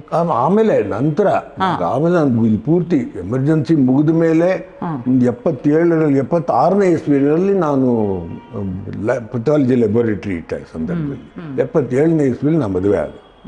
ನೀವು ಓದಿದ್ದೇನು ಸರ್? ನೀವು ಓದಿದ್ದೇನು? ನಂದು ಬಾಟ್ನಿ ಝುವಾಲಜಿ. ಸೊ ಒಂದು ಲ್ಯಾಬ್ ಇಟ್ಕೊಂಡಿದ್ರ? ಬಯೋಕೆಮಿಸ್ಟ್ರಿ. ಓಕೆ. ಸೊ ಸ್ವಂತ ಶುರು ಮಾಡ್ಕೊಂಡ್ಬಿಟ್ರಿ ಆವಾಗಲೇ. ಸೊ ಅದರಲ್ಲಿ ನಿಮಗೆ ಜೀವನಕ್ಕಾಗೋ ಅಷ್ಟು ದುಡಿತಾ ಇದ್ರಿ. ಪರವಾಗಿಲ್ಲ. ಈಗಲೂ ಇದೆಯಾ? ಎಷ್ಟು ವರ್ಷ ಇಟ್ಕೊಂಡಿದ್ರಿ? ಒಂದು ಉದ್ಯೋಗಂ ಪುರುಷ ಲಕ್ಷಣಂ ಅಂತಿದೆ, ಅದಿರಬೇಕು, ಅದು ಬೇಕೇ ಬೇಕು. ಆ ಥರ ಉದ್ಯೋಗ ಇಲ್ಲದವ್ರು ನಡೀತಾ ಇತ್ತು, ಮನೆ ಸ್ವಸ್ಥವಾಗಿತ್ತು ಇದರಲ್ಲಿ. ಹಾಗಾಗಿ ಅದ್ರ ತೊಂದರೆ ಇರಲಿಲ್ಲ. ಆದ್ರೂ ಏನಾದ್ರು ಮಾಡಬೇಕಲ್ಲ, ಬೇರೆ ಕೆಲಸ ಎಲ್ಲ ಸಂಘದ ಕೆಲಸ ಇದುವರೆಗೂ ಮಾಡ್ಕೊಂಡ್ ಬಂದ್ವಿ. ನನ್ನ ಡಿಗ್ರಿ ಮುಗಿದು 8 ವರ್ಷ ನಂದು ಸಂಘದ ಕೆಲಸನೇ ಮಾಡಿದ್ದು. ಪೂರ್ತಿ ಪೂರ್ಣ ಸಮಯ ಅದನ್ನೇ ಮಾಡ್ತಾ ಇದ್ದೆ. ಈಗಲೂ ಮಾಡ್ತಾ ಇದ್ದೀರಿ? ಈಗ ಅಬಲಾಶ್ರಮ ಸಂಘದ ನೆರಳಲ್ಲೇ ನಡೀತಾ ಇದೆ. ಇಷ್ಟ ನನ್ನ ವರಮಾನಕ್ಕೆ ನಾನು ಯಾವತ್ತೂ ಬೆಲೆ ಕೊಡಲಿಲ್ಲ, ಅಗತ್ಯ ಇರಲಿಲ್ಲ. ದೇವ್ರು ಕೊಟ್ಟಿದ್ದು ಸಾಕು ನಮ್ಗೆ ಅಷ್ಟೇ, ಅದಕ್ಕೆ ಬೇಕು. ಅದ್ರ ಬದಲು ಒಳ್ಳೆ ಕೆಲಸ ಮಾಡೋಣ ಅನ್ನೋದು ನಮ್ಮ ಮನಸ್ಸಲ್ಲಿ ಇದ್ದದ್ದು. ಹಾಗೆ ಮಾಡ್ಕೊಂಡ್ ಬಂದಿದ್ದೀನಿ, ಎಲ್ಲ ಅವಕಾಶ ಮಾಡಿದ. ನಿಮಗೆ ಈ ಮನಸ್ಸು ಬಂದಿದ್ದು ಎಲ್ಲಿಂದ? ನಿಮ್ಮ ತಾಯಿ ಪ್ರೇರಣೆನಾ, ತಂದೆನಾ, ಹೇಗೆ? ತಂದೆ ಆ ಕಾಲದಲ್ಲಿ ಕಾಂಗ್ರೆಸ್ ನಾಯಕರಾಗಿದ್ರು. ಹೌದಾ? ಮಂಡ್ಯದಲ್ಲಿ ಮುನ್ಸಿಪಾಲಿಟಿ ಅವರು ಪ್ರೆಸಿಡೆಂಟ್ ಆಗಿದ್ರು ಮಂಡ್ಯದಲ್ಲಿ. ನಿಮ್ಮ ತಂದೆಯವರು? ನಮ್ಮ ತಂದೆ BV ವೆಂಕಟಾಚಾರ್ಯ ಅಂತ. ಹೌದಾ? ಈ ಶಂಕರೇಗೌಡ ಅಂತೆಲ್ಲ ಗೊತ್ತು, ಮಂತ್ರಿ ಆಗಿದ್ರು. ಶಂಕರೇಗೌಡರು ನಮ್ಮ ತಂದೆಯವ್ರನ್ನ ಗುರುಗಳೇ ಅಂತ ಇದ್ರು, ಆ ಸ್ಥಾನದಲ್ಲಿದ್ರು ಎಲ್ಲದಕ್ಕೂ. ವೆಂಕಟಾಚಾರ್ಯ BV ವೆಂಕಟಾಚಾರ್ಯ ಅಂತ.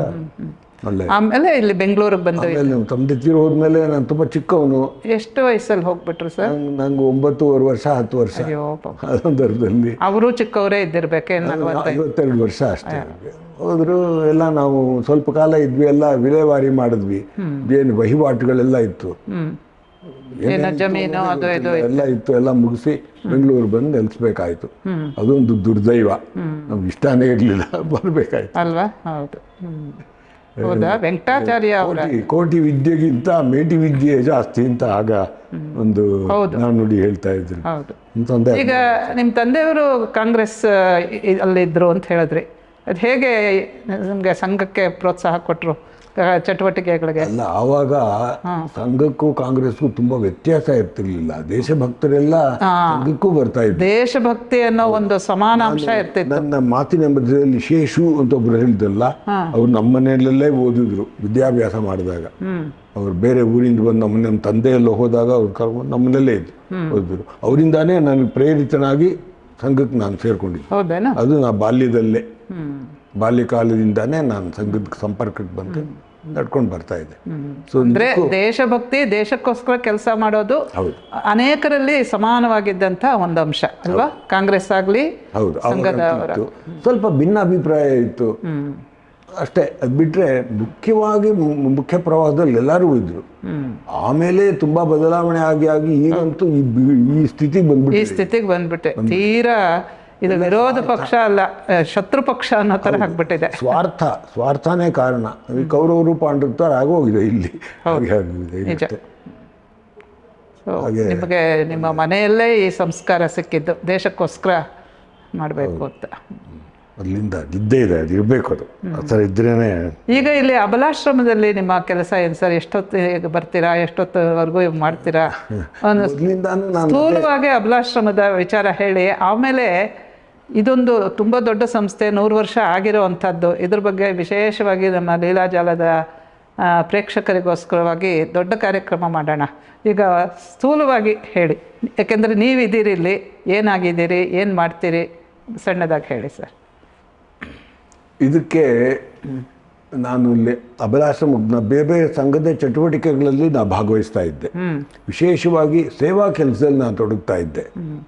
ಒಂದು ರುಗ್ಣ ಸೇವಾ ಭಂಡಾರ ಅಂತ, ನರ್ಸಿಂಗ್ ಎಕ್ವಿಪ್ಮೆಂಟ್ ಬ್ಯಾಂಕ್ ಅದೊಂದು ಇಟ್ಟಿದ್ವಿ. ನಾವೆಲ್ಲ ನಮ್ಗೆ ನನ್ನ ನೇತೃತ್ವ ಅಂದರೆ ದಿವಂಗತ ಶ್ರೀಯುತ ಅಜಿತ್ ಕುಮಾರ್ ಅವರು ಏನು ಇದರಲ್ಲಿ ಹಿಂದೂ ಸೇವಾ ಪ್ರತಿಷ್ಠಾನ ಪ್ರಾರಂಭ ಮಾಡಿದ್ರು ಸ್ಥಾಪಕರವರು. ಜೊತೆಗೆ ನಮ್ಗೆ ಈ ಥರ ಎಲ್ಲ ಬೇರೆ ಬೇರೆ ಹೊಸ ಹೊಸ ವಿಷಯಗಳನ್ನು ಮಾಡಿದ್ರು. ಅದ್ರ ಜೊತೆಗೆ ಆಪ್ತ ಸಲಹಾ ಕೇಂದ್ರ, ನನಗೂ ಆ ಭಾಗ್ಯ ಇದೆ ಅವ್ರ ಜೊತೆ. ಆಪ್ತ ಸಲಹಾ ಕೇಂದ್ರದಲ್ಲಿ ನನಗೆ ಪ್ರಾರಂಭದಿಂದ ಇರೋ ಅವಕಾಶ ಸಿಕ್ತು. ಪಂಕಜಕ್ಕ ಅಂತ ಈಗೆಲ್ಲ ತುಂಬ ಹೇಳ್ತೀವಲ್ವಾ, ಈಗ ಅವರು ನಿವೃತ್ತರಾಗ್ತಾ ಆಗಿದ್ದಾರೆ. ಆ ಕಾಲದಲ್ಲಿ ನಾನು ಒಂದಿದ ದಿಢೀರಂತ ಅಜಿತ್ ಕುಮಾರ್ ಅವರು ಫೋನ್ ಮಾಡಿದ್ರು, ಏನು ಮಾಡ್ತಾ ಇದೀಯಾ ಅಂದರು. ಇಲ್ಲ ಅಂತ ಹೇಳಿದ್ರೆ ಬರ್ತೀನಿ, 5 ನಿಮಿಷದಲ್ಲಿ ಬರ್ತೀನಿ ಅಂದರು. ಬಂದರು, ಕರ್ಕೊಂಡೋದ್ರು ಪಂಕಜ ಮನೆಯಲ್ಲಿ. ಮೊದಲನೇ ಸಲ ನಾನು ಭೇಟಿಯಾಗಿದ್ದಲ್ಲೂ ಟಾಟಾ ಸಿಲ್ಕ್ ಫಾರ್ಮಲ್ಲಿ ಅವ್ರ ಮನೆ. ಭೇಟಿಯಾಗಿ ಅವ್ರನ್ನ ಪಂಕಜ ಇನ್ಮೇಲೆ ಆಪ್ತ ಸಲಹಾ ಕೇಂದ್ರ ಪ್ರಾರಂಭ ಮಾಡಬೇಕು, ತರಬೇತಿ ಆಗಬೇಕು, ನೀವಿಬ್ಬರು ಇನ್ಮೇಲೆ ಓಡಾಡಿ ಅಂತ ಹೇಳಿದ್ರು. ಹೋದ್ರು. ನಾನು ಅವ್ರನ್ನ ಕರ್ಕೊಂಡು ಸ್ಕೂಟ್ರ್ ಮೇಲೆ ಎಲ್ಲ ಕಡೆನೂ ಹೋಗೋದು ನಡೆಸೋದು ಮಾಡಿ. ಪಂಕಜಕ್ಕ ಅವರು ಅದೊಂದಾಯಿತು. ಅದೇ ಥರ ರಕ್ತದಾನ ಶಿಬಿರ, ನಂದು ವಿಷಯನೇ ಬ್ಲಡ್ ಡೊನೇಷನ್, ಬ್ಲಡ್ ಲ್ಯಾಬೋರೇಟರಿ ಇದ್ದಿದ್ದರಿಂದ ಅದೊಂದು ಬ್ಲಡ್ ಡೋನರ್ಸ್ ಕ್ಲಬ್ ಅಂತ ಮಾಡಿದೆ. ಹೆಸರು ಅದು ಇಡ್ಲಿಲ್ಲ, ಎಲ್ಲ ಮಾಡ್ಕೊಂಡು ಬಂದೆ. ಒಂದು ರಾಷ್ಟ್ರೋತ್ಥಾನದಲ್ಲಿ ಶುರು ಆಗೋದಕ್ಕೆ ಮುಂಚೆ, ಇವಾಗ ಅಲ್ಲಿ ಬ್ಲಡ್ ಬ್ಯಾಂಕ್ ಇದೆ, ಮುಂಚೆ ನನ್ನಿಂದ ಇದು ಶುರು ಆಗಿದ್ದು ಅಜಿತ್ ಕುಮಾರ್ ಅವರ ಪ್ರೇರಣೆ. ಹೇಳ್ಬೇಕು ಸರ್, ನೀವು ಏನೇನು ಶುರು ಮಾಡಿದ್ರಿ? ಅದೇ ಈ ಥರ ಅದೊಂದು ನಡೀತು. ಅಲ್ಲಿ ನಾನು ನಡ್ಸ್ಕೊಂಡು ಬಂದ್ವಿ. ಅದ್ರಲ್ಲಿ ನಾನು ತುಂಬ ಇನ್ವಾಲ್ವ್ ಆಗೋಗಿದ್ದೆ. ನಾನು ಯಾವುದೇ ಕಡೆ ನಮ್ಮ ಸಂಘದ ಶಾಖೆಗಳು ಹೋದರೆ ಶೇಷ ಅವರೇ ಯಾವ ಬ್ಲಡ್ ಬ್ಯಾಂಕ್, ಯಾವ ಬ್ಲಡ್ ಗ್ರೂಪ್ ಬೇಕು ಅನ್ನೋದು ಕೇಳೋ ಥರ ಆಗೋಗಿತ್ತು. ಅಷ್ಟು ಮುಂದಕ್ಕೆ ಬಂದ್ಬಿಟ್ಟಿತ್ತು ಚಳವಳಿ ಥರ ಬ್ಲಡ್ ಡೋನರ್. ಅದು ತುಂಬಾ ದೊಡ್ಡ ಕೆಲಸ. ಅದೇ ತರಹ ಇದೊಂದಿತ್ತು, ಯಾವುದು ಗ್ರಾಹಕ ಜಾಗೃತಿ, ಗ್ರಾಹಕ ಚಳವಳಿನಲ್ಲಿ ನಾನು ಸ್ವಲ್ಪ ಕಾಲ ಕೆಲಸ ಮಾಡಿದೆ. ಕನ್ಸ್ಯೂಮರ್ ಅವೇರ್ನೆಸ್, ಅಖಿಲ ಭಾರತೀಯ ಗ್ರಾಹಕ ಪಂಚಾಯತ್. ಗ್ರಾಹಕ ಅಂದರೆ ಕೇವಲ ಅಂಗಡಿಯಿಂದ ಸಾಮಾನು ಕೊಳ್ಳುವವನು ಮಾತ್ರ ಅಲ್ಲ, ಬೇರೆ ಬೇರೆ ಸರ್ಕಾರಿ ಸೇವೆ ಉಪಯೋಗಿಸುವನು ಗ್ರಾಹಕ ಅನ್ನೋ ಒಂದು ಹೊಸ ವಿಷಯ ಅವಾಗ ತಗೊಂಡ್ವಿ ನಾವು. ಈಗಲೂ ಹಂಗೆ ಇದೆ. ಅಂಗಡಿಯಲ್ಲಿ ತಗೊಂಡವ್ರು ಮಾತ್ರ ಗ್ರಾಹಕ, ಇವರೆಲ್ಲ ಅಲ್ಲ. ಹೌದು. ನಾನು ಸರ್ಕಾರಿ ನಾನು ಲ್ಯಾಬ್ ಇಟ್ಟವ್, ನನ್ಗೆ ಯಾರು ಬರ್ತಾರೋ ಅವರೆಲ್ಲ ಗ್ರಾಹಕರು. ಅಂಗಡಿಗೆ ಹೋದ್ರೆ ನಾನು ಅಲ್ಲಿ ಗ್ರಾಹಕ. ಸರ್ಕಾರಿ ಸೇವೆ ಮಾಡ್ತಾ ಇರೋನು ಅಂಗಡಿಗೆ ಹೋದ್ರೆ ಅವನು ಗ್ರಾಹಕ. ಅಂಗಡಿ ಇಟ್ಟವನು ಸರ್ಕಾರದ ಸೇವೆ ಪಡಿಬೇಕಾದ್ರೆ ಅವನು ಗ್ರಾಹಕ. ಸೊ ಹೀಗೆ ಎಲ್ಲರೂ ಒಂದಲ್ಲ ಎಲ್ಲರೂ ಗ್ರಾಹಕರೇ. ಹೌದು. ಪ್ರಪಂಚದಲ್ಲಿ ಅದರ ವ್ಯಾಪ್ತಿ ದೊಡ್ಡದು. ನಾವು ತುಂಬಾ ಸಣ್ಣದಾಗಿ ಅಂಗಡಿಯಲ್ಲಿ ಕೊಂಡ್ಕೊಳ್ಳೋದಕ್ಕೆ ಇಟ್ಕೊಂಡ್ಬಿಟ್ಟಿದ್ದೀವಿ. Not only the user of goods but services also, ಅದು ಮುಖ್ಯ. Consumer is a very big lot of. ಅದನ್ನ ನಾವು ಪ್ರತಿಪಾದನೆ ಮಾಡ್ತಾ ಇದ್ವಿ. ಇದೊಂದು ವಿಶೇಷ. ಇದು ಆವಾಗ ಇದ್ದದ್ದು ಗ್ರಾಹಕ ಅಂದ್ರೆ ಇದೇ ಅರ್ಥ, ಅಂಗಡಿಲಿ ಸಾಮಾನು ಕೊಂಡು. ನೀವೇ ಶುರು ಮಾಡಿದ್ದು ಅಂತ ಕಾಣುತ್ತೆ ಈ ಒಂದು ಅರ್ಥ ವಿಸ್ತಾರ ಮಾಡೋದಕ್ಕೆ. ಅರ್ಥ ನಾವಲ್ಲ, ಇನ್ನೂ ಅದಕ್ಕಿಂತ ಮುಖ್ಯ. ನಾವಲ್ಲಿ ಹೋದ್ವಿ ಉಡುಪಿನಲ್ಲಿ, ಉಡುಪಿ ಇನ್ನೊಂದು ಯಾವ್ದು ಮಣಿಪಾಲ್, ಅಲ್ಲಿ ತುಂಬಾ ದೊಡ್ಡದಾಗಿತ್ತು.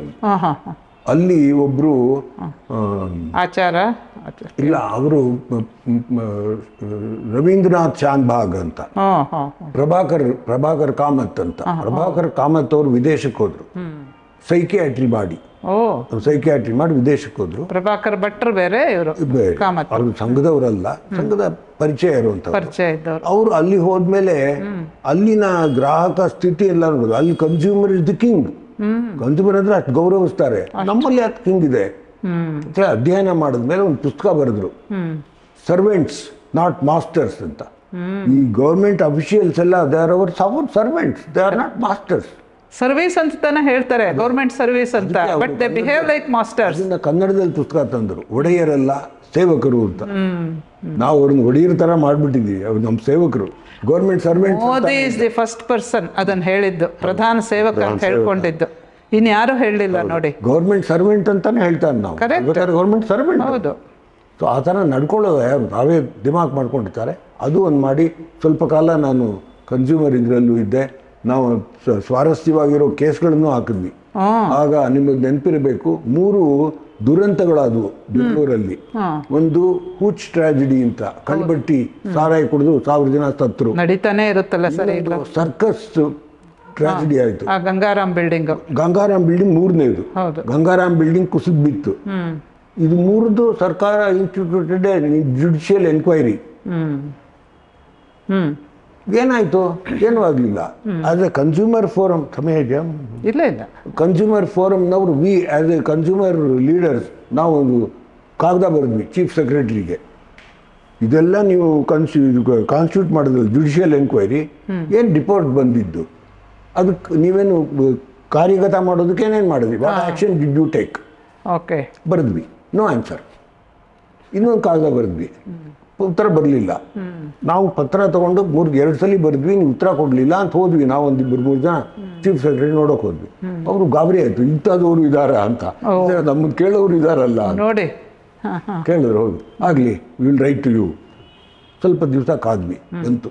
ಏನಂದರೆ ಈ ಥರ ಅವ್ರದ್ದೆಲ್ಲ ಮಾಡಿದ್ವಿ. ಅವ್ರನ್ನೆಲ್ಲ ಅವರಿಗೆ ವಿ ಸೆನ್ಶೂರ್ಡ್ ದಿ ಕಲ್ಪ್ರಿಟ್ಸ್. ನಾವು ನಮಗೆ ಸೆನ್ಶೂರ್ ಅನ್ನೋ ಪದದ ಅರ್ಥ ಗೊತ್ತಿರಲಿಲ್ಲ. ಚೀಮಾರಿ ಹಾಕ್ಬಿಡೋದು, ಗದರ್ ಬಿಡೋದು. ಏನದು? ಇವತ್ತು ಸುಪ್ರೀಂ ಕೋರ್ಟಲ್ಲೂ ನಡೆಯುತ್ತಲ್ಲ, ಕೆಲವು ಕೇಸುಗಳಲ್ಲಿ ಆಯ್ತಲ್ಲ ಸೆನ್ಶರ್ ಮಾಡೋದು. ಏನು ಮಹಾ ದೊಡ್ಡ ಕೆಲಸ ಮಾಡೋದು. ಸೊ ಇಷ್ಟೆಲ್ಲ ಮಾಡ್ತಾ ಇದ್ರಿ ಒಂದೊಂದಲ್ಲ. ಅದಕ್ಕೆ ಆ ಸಂದರ್ಭದಲ್ಲಿ ನಮ್ಮ ಚಿಕ್ಕಪ್ಪ ಇದೆಲ್ಲ ನನ್ನ ತಂದೆ ಸ್ವಂತ ತಮ್ಮ ಡಾಕ್ಟರ್ BV ರಾಮಸ್ವಾಮಿ ಅಂತ ಈ ಕ್ಷೇತ್ರದಲ್ಲಿ ಪ್ರಮುಖರವರು. ಹೌದು, ಅವರು ನಿಮ್ಮ ಚಿಕ್ಕಪ್ಪನ ಡಾಕ್ಟ್ರು? ಸರ್, ನಾನು ಅವ್ರ ಹತ್ರ ಎಲ್ಲ ಹೋಗಿದ್ದೇನೆ. ಅವರು ಇಲ್ಲಿ 50-55 ವರ್ಷಗಳ ಕಾಲ ಮೆಡಿಕಲ್ ಆಫೀಸರ್, ಮೆಡಿಕಲ್ ಕನ್ಸಲ್ಟೆಂಟ್ ಆಗಿದ್ರು. ಉಚಿತ ಸೇವೆಗೆ ಅವರು. ಆಡ್ತಾಳಲ್ಲ, ಯಾರು ಅವಳ ಹೆಸರು? ಮೊಮ್ಮಗಳಲ್ವಾ ಅವ್ರಿಗೆ? ದಿವ್ಯಾ. ನಮ್ಮ ಕಾಲೇಜ್ ಸ್ಟೂಡೆಂಟು. ಅದು ಆ ಥರ ನನಗೆ ಅಲ್ಲೂ ಅವರು ನಲ್ಲಿ BV ರಾಮಸ್ವಾಮಿ ಅವರು ತಮ್ಮ ಸ್ವಂತ ಚಿಕ್ಕಪ್ಪ. ಅವರು ನನ್ನ ಇಲ್ಲಿ ಕರ್ಕೊಂಬಂದರು. ನೀನು ಈ ಥರ ಎಲ್ಲೆಲ್ಲೋ ಕೆಲಸ ಮಾಡ್ತಾ ಇದೆಯಾ, ಇಲ್ಲೂ ತಗೋ ಜವಾಬ್ದಾರಿ ಅಂತ.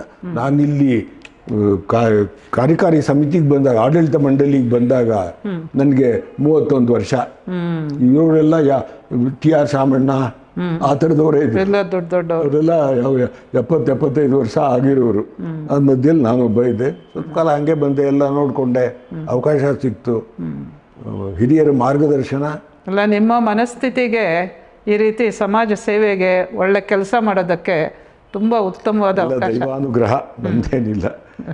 ಅಲ್ಲ, ನಿಮ್ಮ ಮನಸ್ಥಿತಿನೂ ಹಾಗೆ ಇತ್ತಲ್ಲ, ಯಾರೋ ಏನು ಫೋರ್ಸ್ ಮಾಡಲಿಲ್ಲ, ನಿಮಗೆ ಮೊದಲಿಂದ ಇದು ಸಹಜವಾಗಿ ಬಂದಿತ್ತು. ಹೇಳಿದ್ರಲ್ಲ, ನಮ್ಮ ತಂದೆ ಇದರಲ್ಲಿ ಮಂಡ್ಯದಲ್ಲಿದ್ರೂ, ಚಿಕ್ಕ ವಯಸ್ಸಲ್ಲಿ ಹೋದ್ರೂ ಅನೇಕ ಸಂಘ ಸಂಸ್ಥೆಗಳೆಲ್ಲ ಅವ್ರು ತೋರಿದ್ರು. ಇವರು ಶಂಕರೇಗೌಡರು ಇವೆಲ್ಲ ಅವರ ಹತ್ತಿರದಲ್ಲಿದ್ದವರು. ಶಂಕರೇಗೌಡರು ಸಂಪೂರ್ಣ ರಾಮಾಯಣ ಡ್ರಾಮಾ ಮಾಡಿದ್ರು ಆ ಕಾಲದಲ್ಲಿ. ಹೌದಾ? ತಂದೆ ಇದ್ದಾಗ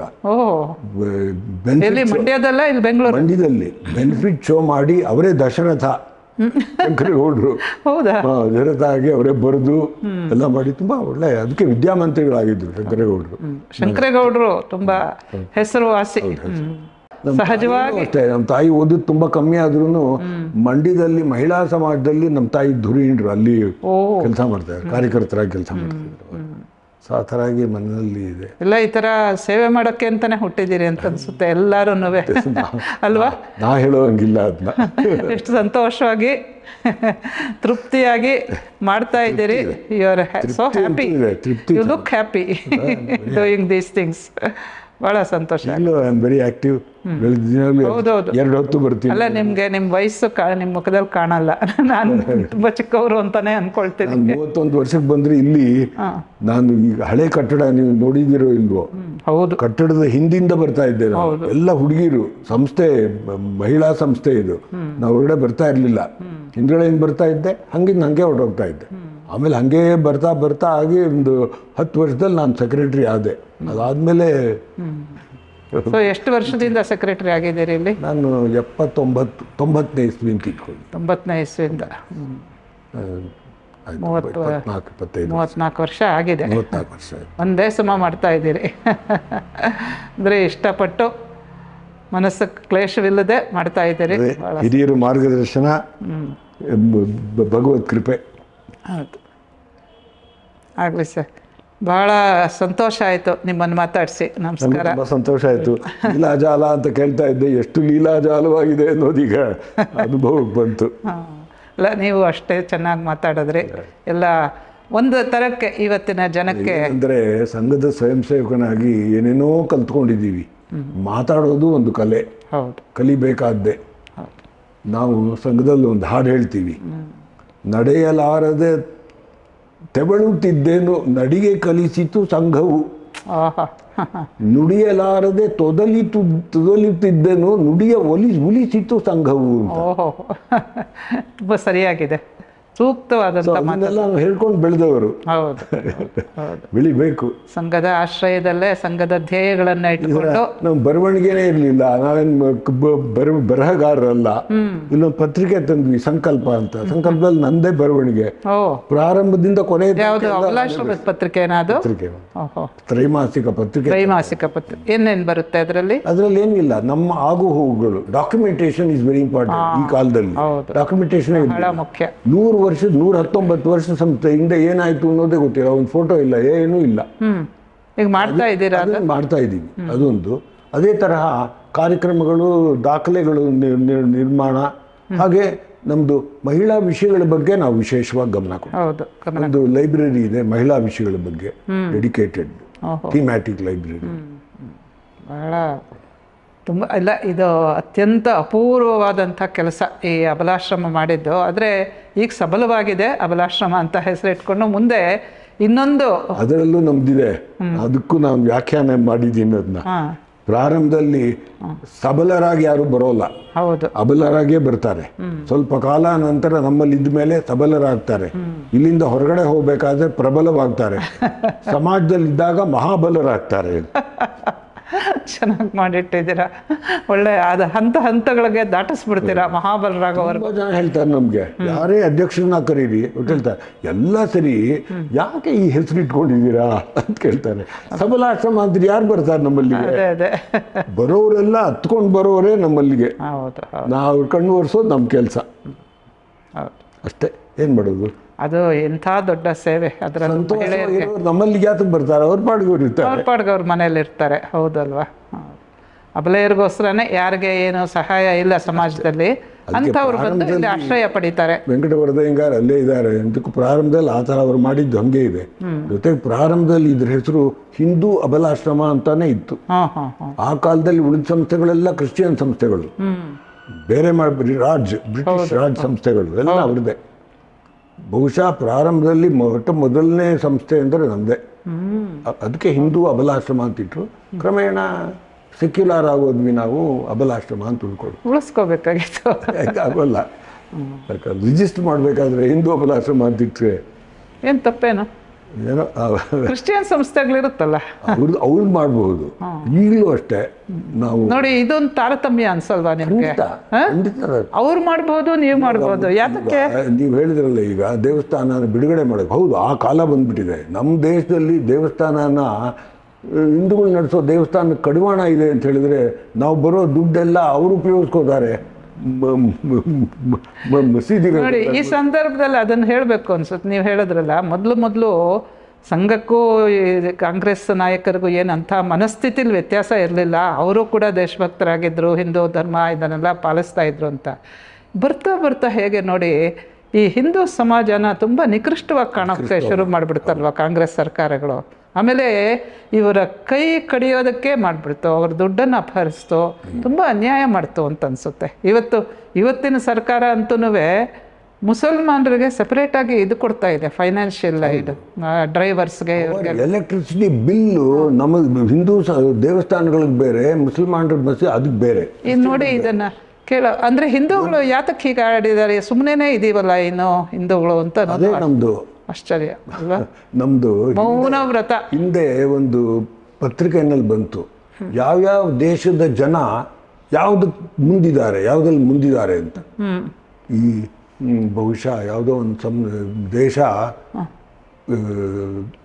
ಪೇಟ್ರಿಯಾಟಿಕ್, ದೇಶಭಕ್ತಿ ಅವರು ಅಲ್ಲಿಂದ ಶುರುವಾದ ಕೊನೆಯಲ್ಲಿ ನಮ್ಮದು ಹಿಂದೂ ಬರುತ್ತೆ. ನಾವು ಕಷ್ಟ ಸಹಿಷ್ಣುಗಳು ಅಲ್ಲ, ಕಷ್ಟ ಸಹಿಷ್ಣುಗಳಲ್ಲ, ಆತ್ಮಗೌರವ ಇಲ್ಲದೆ ಇರೋರು ಅಂತ ಹೇಳ್ತೀನಿ ನಾನು. ಅದನ್ನು ಪದ, ಅದು ಪರ್ಯಾಯ ಪದ ಅಂತ ಬಹುಶಃ ಅದೇ ಇರಬೇಕು. ಆಗಲಿ ಸರ್, ಸಂತೋಷ. ನಮಸ್ಕಾರ. ಆಗಲಿ, ನಮಸ್ಕಾರ.